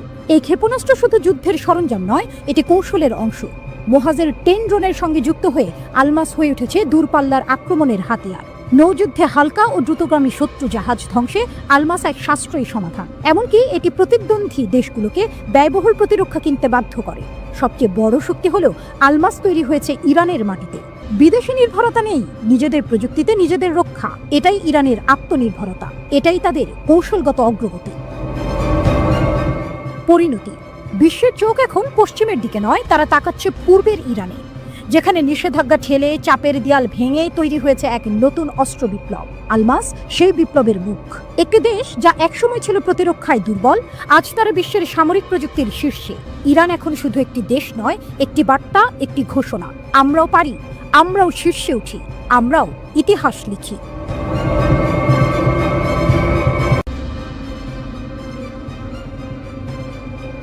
আমেরিকা কি যুদ্ধ ছাড়া থাকতে পারে না? একটি দেশ যার পুরো ইতিহাস জুড়েই যুদ্ধ। 248 বছরের মধ্যে 232 বছর আমেরিকা সরাসরি যুদ্ধে লিপ্ত। শুধু 6% সময় তারা ছিল শান্তিতে। কেন? এটা কি কাকতালীয় নাকি পরিকল্পিত? গণতন্ত্র রক্ষার নামে যুদ্ধ, স্বাধীনতা ছড়ানোর নামে আগ্রাসন, নাকি এর পেছনে রয়েছে বিশাল এক অর্থনৈতিক চক্র, অস্ত্র ব্যবসা, তেল দখল, রাজনৈতিক আধিপত্য? বিশ্বজুড়ে আমেরিকার সামরিক অভিযান ও গোপন অভ্যুত্থানের চাঞ্চল্যকর বিশ্লেষণ। বেক মার্কিন প্রেসিডেন্ট জিমি কার্টার ট্রাম্পের সাথে এক ফোন আলাপে বলেছেন, আমেরিকা বিশ্বের সবচেয়ে যুদ্ধপ্রেমী দেশ। পার্স টুডে জানিয়েছে, চীনের প্রতিরক্ষা মন্ত্রণালয়ের এক মুখপাত্র একবার মার্কিন যুক্তরাষ্ট্রকে যুদ্ধে আসক্ত বলে অভিহিত করে বলেছিলেন, এই দেশটি বিশ্ব নিরাপত্তার জন্য সবচেয়ে বড় হুমকি। আমরা যদি ইতিহাসের দিকে তাকাই, তাহলে সম্ভবত এই দাবিটি সত্যের অপলাপ হবে না। প্রতিটি যুগেই যুদ্ধ। 1846 মেক্সিকো আক্রমণ, 1811 থেকে 1890 আমেরিকান আদিবাসীদের ওপর গণহত্যা, 1917 প্রথম বিশ্বযুদ্ধে প্রবেশ, 1945 হিরোশিমা নাগাসাকিতে পারমাণবিক বোমা হামলা, 1953 ইরানি অভ্যুত্থান, 1965 ভিয়েতনাম যুদ্ধ, 2001 থেকে 2023 Afghanistan, Iraq, Libya, Syria, Yemen. যুদ্ধ মানে আমেরিকার শক্তি। আমেরিকা কি সত্যি স্বাধীনতা ও গণতন্ত্র ছড়ানোর জন্য যুদ্ধ করে, নাকি এর পেছনে লুকিয়ে আছে বিশাল এক অর্থনৈতিক চক্র? যুদ্ধের অর্থনীতি। $238 বিলিয়ন অস্ত্র বিক্রি। বিশ্বে যত অস্ত্র বিক্রি হয় তার 51% মার্কিন কোম্পানিগুলো। তেল, কৌশলগত এলাকা, সামরিক ঘাঁটি। আজ 80টিরও বেশি দেশে আমেরিকার সামরিক ঘাঁটি রয়েছে। কিন্তু আমেরিকা কেন এত যুদ্ধ করে? অস্ত্র নির্মাণ শিল্পের বিশাল লাভ। আমেরিকার অর্থনীতির বিশাল অংশই অস্ত্র বিক্রির ওপর নির্ভরশীল। যুদ্ধ থাকলেই অস্ত্র বিক্রি হবে, তাই যুদ্ধ থামানো যাবে না। তেল ও প্রাকৃতিক সম্পদ দখল। মধ্যপ্রাচ্যে হামলার আসল কারণ কি গণতন্ত্র প্রতিষ্ঠা, নাকি তেল দখল? সামরিক শক্তির বিস্তার। আজ বিশ্বের 80টিরও বেশি দেশে আমেরিকার সামরিক ঘাঁটি। রাজনৈতিক প্রতিপক্ষকে দমন। যে দেশ আমেরিকার আধিপত্য মেনে নেয় না, সেখানে অভ্যুত্থান হয়। নতুন লক্ষ্য, কানাডা দখলের হুমকি, পানামা খাল পুনরুদ্ধারের পরিকল্পনা, গ্রিনল্যান্ড কেনার চেষ্টা। এই যুদ্ধগুলোর সময় এখনো স্পষ্ট নয় এবং মনে হচ্ছে এগুলো বর্তমানে মনস্তাত্ত্বিক পরিকল্পনার মধ্যে রয়েছে। আমেরিকার সম্প্রসারণবাদী নীতির কয়েকটি উদাহরণ মাত্র। তারা এমনকি প্রতিবেশীদের বিরুদ্ধেও একই নীতি গ্রহণ করেছে। যুদ্ধ আমেরিকার রাজনৈতিক ও অর্থনৈতিক ডিএনএর একটি অংশ। আমেরিকার শান্তির প্রয়োজন নেই, কারণ তারা যুদ্ধ থেকে সম্পদশালী করে। কিন্তু এই পথ কি চিরকাল অব্যাহত থাকবে, নাকি বিশ্ব এই যুদ্ধবাজ নীতির বিরুদ্ধে রুখে দাঁড়াবে?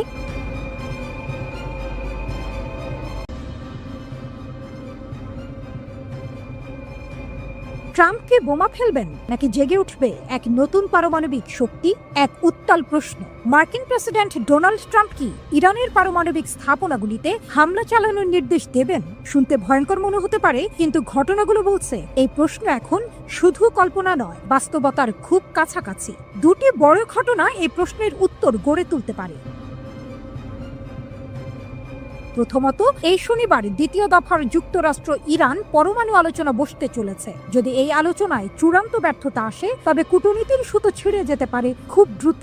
দ্বিতীয়ত, জাতিসংঘের পরমাণু পর্যবেক্ষণ সংস্থার প্রধান তেহরান যাচ্ছেন। এই সফর যদি ইরানের ইউরেনিয়াম সমৃদ্ধকরণ ও পারমাণবিক উদ্দেশ্য সম্পর্কে কোনো সুনির্দিষ্ট তথ্য দিতে ব্যর্থ হয়, তবে চাপের পর্বত আরও উঁচু হবে। এখান থেকেই গল্পটা মোড় নেয় আরেকটি ঝড়ো দিকের দিকে। স্টিভ উইটকফ, ট্রাম্পের পশ্চিম এশিয়া বিষয়ক বিশেষ দূত, একটি বার্তা দিচ্ছেন বারবার, ইরানের সাথে যে কোনো চুক্তিতে থাকতে হবে কঠোর পর্যবেক্ষণ ও যাচাইয়ের নিয়ম। ইউরেনিয়াম কতটা সমৃদ্ধ হচ্ছে সেটা দেখতে হবে। অস্ত্র তৈরির চেষ্টা হলে ধরতে হবে, কিন্তু ইরান এখানে সরলভাবে বসে নেই। আইআরজিসির এক মুখপাত্র ঘোষণা দিয়েছেন, ইরানের সামরিক শক্তি, ক্ষেপণাস্ত্র ব্যবস্থা ও প্রতিরক্ষা কাঠামো নিয়ে কোনো আলোচনা হবে না। একেবারে লাল রেখা টেনে দিয়েছে তেহরান। কূটনীতি আজ ঝুলছে এক সূক্ষ্ম সুতোয়, তৈরি করছে সংঘর্ষের মঞ্চ। তাহলে কি ট্রাম্প বোমা ফেলবেন ইরানের পারমাণবিক স্থাপনায়? সবচেয়ে গুরুত্বপূর্ণ প্রশ্ন। যুক্তরাষ্ট্রের গোয়েন্দা তথ্য ও আন্তর্জাতিক পারমাণবিক পর্যবেক্ষণ সংস্থার মতে, তেহরান চাইলে খুব দ্রুত পারমাণবিক বোমা তৈরি করতে পারে। অর্থাৎ ইরান এখন এক বিপজ্জনক সীমার কাছাকাছি পৌঁছে গেছে। উইটকফ ফক্স নিউজকে বলেছেন, শান্তিপূর্ণ পারমাণবিক কর্মসূচির জন্য 3.67% ইউরেনিয়ামই যথেষ্ট, যেটা নির্ধারণ করা হয়েছিল 2015 সালের ঐতিহাসিক চুক্তিতে। কিন্তু ট্রাম্প নিজেই 2018 সালে সেই চুক্তি ছিঁড়ে ফেলেছিলেন।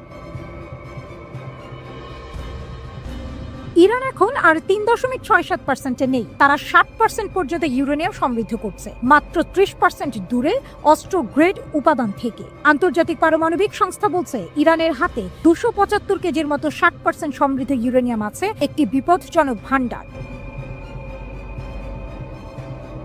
মার্কিন কর্মকর্তারা সতর্ক করছেন, রাজনৈতিক সিদ্ধান্ত এলেই মাত্র 7 থেকে 10 দিনের মধ্যে এই মজুদকে 90% অস্ট্রো গ্রেডে রূপান্তর করা সম্ভব। আর একটা কার্যকর বোমা তৈরি হতে পারে 12 থেকে 18 মাসে। তবে কিছু বিশেষজ্ঞ মনে করেন 6 মাস বা তারও কম সময়ে ইরান একটি বেসিক পারমাণবিক বোমা বানিয়ে ফেলতে পারে, যদি তাদের বৈজ্ঞানিক টিম এখনই কাজে নামে। আর গুরুত্বপূর্ণ ব্যাপার, সেই টিমগুলো প্রস্তুতি আছে।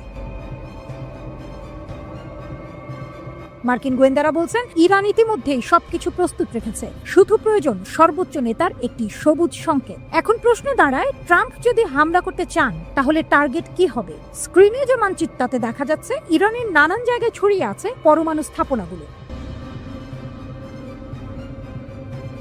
উইটকফ অবশ্য বলছেন, তিনি পুরো অবকাঠামো ধ্বংস চান না, বরং চান যাচাই, তদারকি ও সতর্ক পর্যবেক্ষণ। তার মতে, পারমাণবিক অস্ত্র বানানো শুধু ইউরেনিয়াম নয়, এতে রয়েছে ওয়ারহেড ডিজাইন, ডেলিভারি সিস্টেম আর বিস্ফোরণ ঘটানোর জন্য নির্দিষ্ট ট্রিগার মেকানিজম। এই মন্তব্যগুলো তিনি করেছেন মাত্র কয়েকদিন আগে, যখন তিনি ওমানে ইরানি কর্মকর্তাদের সঙ্গে একটি উচ্চ পর্যায়ের আলোচনা চালিয়েছিলেন। উভয় পক্ষই বলেছে আলোচনা ছিল গঠনমূলক। ইরান বলেছে আলোচনা ভালো হয়েছে, তবে মার্কিন যুক্তরাষ্ট্রকে আহ্বান জানিয়েছে তারা যেন ইরানের অভ্যন্তরীণ বিষয়ে হস্তক্ষেপ না করে। ওয়াশিংটনে প্রেসিডেন্ট ট্রাম্প সাংবাদিকদের বললেন, আমি এই সমস্যার সমাধান করব, এটা সহজ। আমি চাই ওরা ধনী শক্তিশালী দেশ হোক, কিন্তু একটা শর্ত, ওদের পারমাণবিক অস্ত্র থাকতে পারবে না। যদি খুব কঠোর কিছু করতে হয় তাও করব। অন্যদিকে ইরান বলছে তাদের পারমাণবিক কর্মসূচি শান্তিপূর্ণ। তারা ইউরেনিয়াম সমৃদ্ধ করছে চিকিৎসা ও জ্বালানি চাহিদার জন্য, অস্ত্রের জন্য নয়। তাদের দাবি যে নিষেধাজ্ঞাগুলো বছরের পর বছর ইরানিদের শাস্তি দিয়েছে, সেগুলো তুলে নেওয়া হোক। এটাই তাদের মূল শর্ত। মাস্কাটে আলোচনায় তারা তা স্পষ্ট করেছে। ইরানের রাষ্ট্রীয় গণমাধ্যমও বলছে, তাদের ক্ষেপণাস্ত্র বা আঞ্চলিক শক্তি নিয়ে কোনো আলোচনা চলবে না। তাদের লাল রেখা স্পষ্ট, আর প্রতিটি বৈঠকের সঙ্গে সঙ্গে এই রেখাগুলো হয়ে উঠছে আরো কঠিন, আরো অদম্য।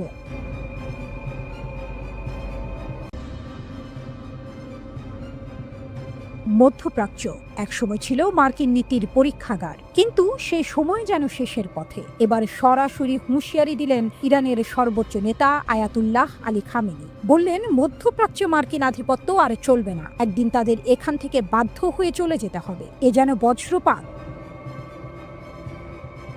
17 মে তেহরানে এক বিশাল সমাবেশে দাঁড়িয়ে খামেনি জানান, আমেরিকা শুধু অস্ত্র বিক্রি করতেই এই অঞ্চলে এসেছে। তারা চায় উপসাগরীয় দেশগুলো সবসময় তাদের উপর নির্ভরশীল থাকুক, কিন্তু এই অঞ্চলের মানুষের জেগে ওঠা, তাদের প্রতিরোধী একদিন আমেরিকাকে বিতাড়িত করবে।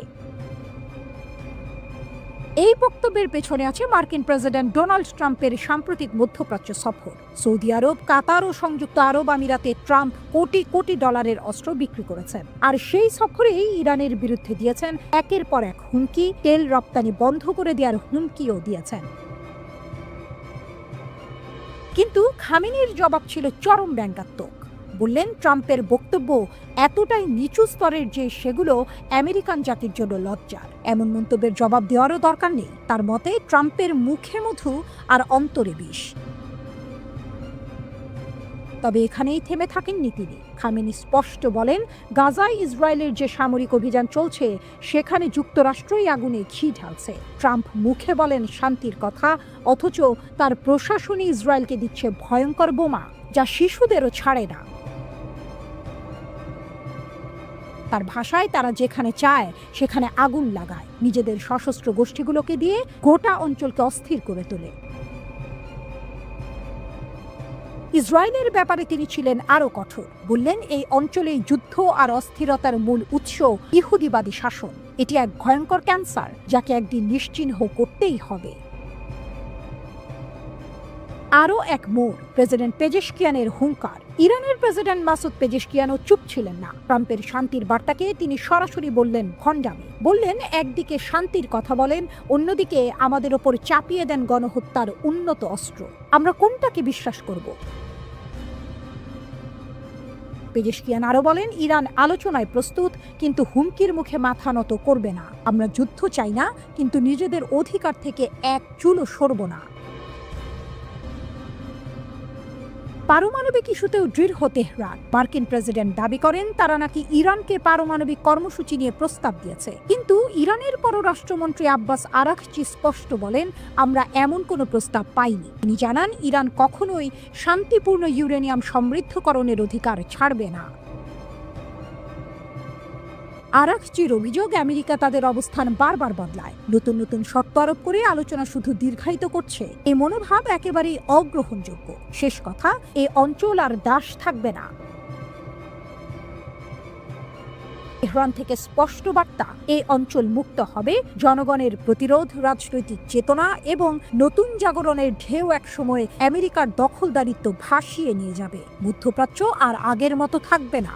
আমেরিকার আধিপত্যের সময় কি তবে ফুরিয়ে এসেছে?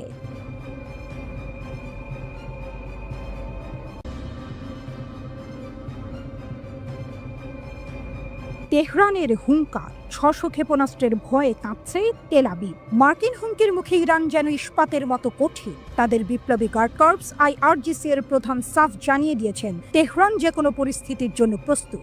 শত্রুদের হুঁশিয়ার করে তিনি বলেছেন, ইরানের সঙ্গে পাঙ্গা নিলে তাদের চরম অপমানিত হতে হবে। দক্ষিণ পূর্ব শহর মাশহাদে এক সমাবেশে মেজর জেনারেল হোসেন সালামি যেন আগুনের গোলা ছুড়লেন। 2015 সালের পরমাণু চুক্তি নিয়ে আলোচনা ভেস্তে গেলে ওয়াশিংটন ইরানের ওপর হামলা করতে পারে, এমন হুমকির জবাবে তিনি গর্জে উঠলেন। আমরা শত্রুকে হাড়ে মজ্জায় চিনি, তাদের প্রতিটি চাল আমরা নজরে রাখি। আলোচনার টেবিলে কূটনৈতিক কথাবার্তা চললেও আমরা বুক চিতিয়ে অধ্যত্বের সঙ্গে দাঁড়িয়ে আছি। সাহস করে যে ইরানের দিকে চোখ রাঙাবে, তার অধ্যত্ব ভেঙে গুঁড়িয়ে দেব, হুঙ্কার ছাড়লেন সালামি। জেনারেলের দাবি, গত 1 বছরে ইরানের শক্তি বহুগুণ বেড়েছে, আর তাদের শত্রুরাও নাকি তা হাড়ে হাড়ে টের পাচ্ছে। শুধু তাই নয়, ইরান নাকি একাই 100। প্রতিরক্ষার জন্য তারা অন্য কারো ওপর ভরসা করে না। তবে হ্যাঁ, প্রয়োজনে প্রতিরোধের ফ্রন্ট ঐক্যবদ্ধভাবে দাঁত ভাঙা জবাব দেবে। সম্প্রতি ইসরায়েলি হামলায় প্রতিরোধ ফ্রন্ট দুর্বল হয়ে পড়েছে, এমন কথা উড়িয়ে দিলেন সালামি। বরং সাম্প্রতিক হামলাগুলো প্রমাণ করেছে প্রতিরোধ আরও শক্তিশালী হয়েছে। তার ভাষায়, শত্রুরা ভেবেছিল প্রতিরোধ ফ্রন্ট বুঝি দুর্বল হয়ে গেছে, কিন্তু তারা দেখল গাজা আরও শক্তিশালী হয়েছে। ইয়েমেন এখন আরও নিখুঁতভাবে ক্ষেপণাস্ত্র ছুঁড়ছে, আর হিজবুল্লাহ তাদের শক্তি পুনরুদ্ধার করেছে। তবে আসল বোমাটা ফাটালেন ইসরায়েল প্রসঙ্গে। জেনারেল সালামির চোখে ইসরায়েলি সরকার নাকি উত্তেজিত এবং ক্ষুব্ধ। তাদের ভবিষ্যতের দিকে নাকি অন্ধকার ছাড়া আর কিছুই নেই। তাদের প্রধানমন্ত্রী একজন যুদ্ধাপরাধী হিসেবে পরিচিত, গ্রেফতারের ভয়ে তটস্থ থাকেন। রাজনৈতিকভাবে ইসরায়েল সম্পূর্ণ ভেঙে পড়েছে। এমনকি ইউরোপও তাদের সঙ্গে ভালো সম্পর্ক রাখতে চাইছে না। অর্থনৈতিক অবস্থাও তাদের খারাপ। আমেরিকার সাহায্য ছাড়া তারা একদিনও টিকতে পারবে না, যেন ভবিষ্যৎবাণী করলেন সালামি। এরপর তিনি টেনে আনলেন ইয়েমেনের হুথি বিদ্রোহীদের প্রসঙ্গ। যারা ইয়েমেনের একটি ক্ষেপণাস্ত্র সহ্য করতে পারেনি, তারা 600টি ক্ষেপণাস্ত্র একসঙ্গে পড়লে কি করবে, প্রশ্ন ছুড়ে দিলেন জেনারেল। সম্প্রতি বেনগুরিয়ন বিমানবন্দরে ইয়েমেনি ক্ষেপণাস্ত্র হামলার কথা মনে করিয়ে দিলেন তিনি, যেন এই 600 ক্ষেপণাস্ত্রের হুঙ্কারেই তেল আবিবের রাতের ঘুম উড়ে যাবে। শুধু ইসরায়েল নয়, আমেরিকার দিকেও কামান দাগলেন সালামি। তার মতে, মার্কিন প্রেসিডেন্ট ডোনাল্ড ট্রাম্প শুধু সমস্যাই বাড়িয়েছেন, আর এখন নাকি খোদ আমেরিকাই টালমাটাল, দুর্বল সেনাবাহিনী আর ক্ষমতাহীন নেতাদের নিয়ে ঢুকছে। আমেরিকা জানে যুদ্ধ তাদের কোনো সমস্যার সমাধান করেনি। তাদের সেনাবাহিনী ক্লান্ত, দুর্বল, রাজনৈতিক নেতারা অবরুদ্ধ, ক্ষমতাহীন। তারা নিজেরাই এখন বিরাট সংকট আর চ্যালেঞ্জের মুখে, বললেন IRGC প্রধান। জেনারেলের স্পষ্ট কথা, প্রেসিডেন্ট বদলালেই আমেরিকার আসল চেহারা বদলায় না। তাদের ক্ষমতার পতন নাকি এখন দিনের আলোর মতো স্পষ্ট। মেজর জেনারেল হোসেন সালামির এই তেজোদ্দীপ্ত বক্তব্য যেন ইরানের শক্তির প্রতিচ্ছবি। একদিকে যেমন আলোচনার রাস্তা খোলা রাখছে তেহরান, তেমনি অন্যদিকে শত্রুদের বুঝিয়ে দিচ্ছে তাদের শক্তিকে যেন কেউ হালকাভাবে না নেয়। 600 ক্ষেপণাস্ত্রের হুঙ্কার যেন সেই বার্তারই প্রতিধ্বনি। ইরানের দিকে চোখ রাঙালে তার ফল ভালো হবে না। এখন দেখার এই হুঙ্কারের পর আন্তর্জাতিক রাজনীতি কোন দিকে মোড় নেয়।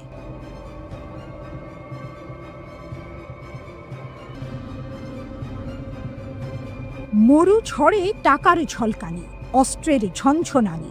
মরুভূমির বুকে তখন পড়ন্ত বিকেল, লালচে আভা ছুঁয়ে যাচ্ছিল রিয়াদের আকাশ।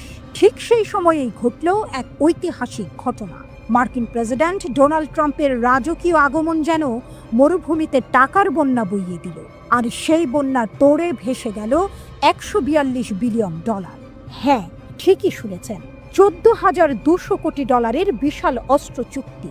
যুক্তরাষ্ট্র আর সৌদি আরবের মধ্যে বন্ধুত্বের হাত আরও শক্ত হলো, তবে সেই বন্ধনে কি মিশে রইল যুদ্ধের গন্ধ? মঙ্গলবার রিয়াদের সৌদি মার্কিন বিনিয়োগ ফোরাম সাক্ষী থাকল এক মেগা চুক্তি। যুবরাজ মোহাম্মদ বিন সালমানের পাশে দাঁড়িয়ে ট্রাম্প যেন ক্ষমতার নতুন সমীকরণ লিখলেন। শুধু অস্ত্র বিক্রি নয়, আরও $600 বিলিয়ন বিনিয়োগের প্রতিশ্রুতিও এলো সৌদি আরবের পক্ষ থেকে। যুবরাজ তো বলেই দিলেন আগামী কয়েক মাসে এই অঙ্ক $1 ট্রিলিয়ন পৌঁছতে পারে।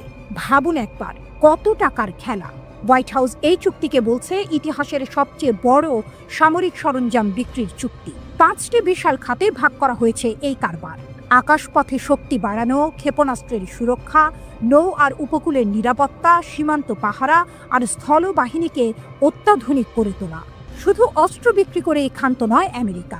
সৌদি সেনাদের প্রশিক্ষণ আর তাদের সামরিক শিক্ষা প্রতিষ্ঠানের উন্নয়নের দায়িত্বও নিয়েছে তারা, যেন একেবারে হাতে ধরে শিখিয়ে পড়িয়ে যুদ্ধের জন্য তৈরি করবে তাদের বন্ধুদের।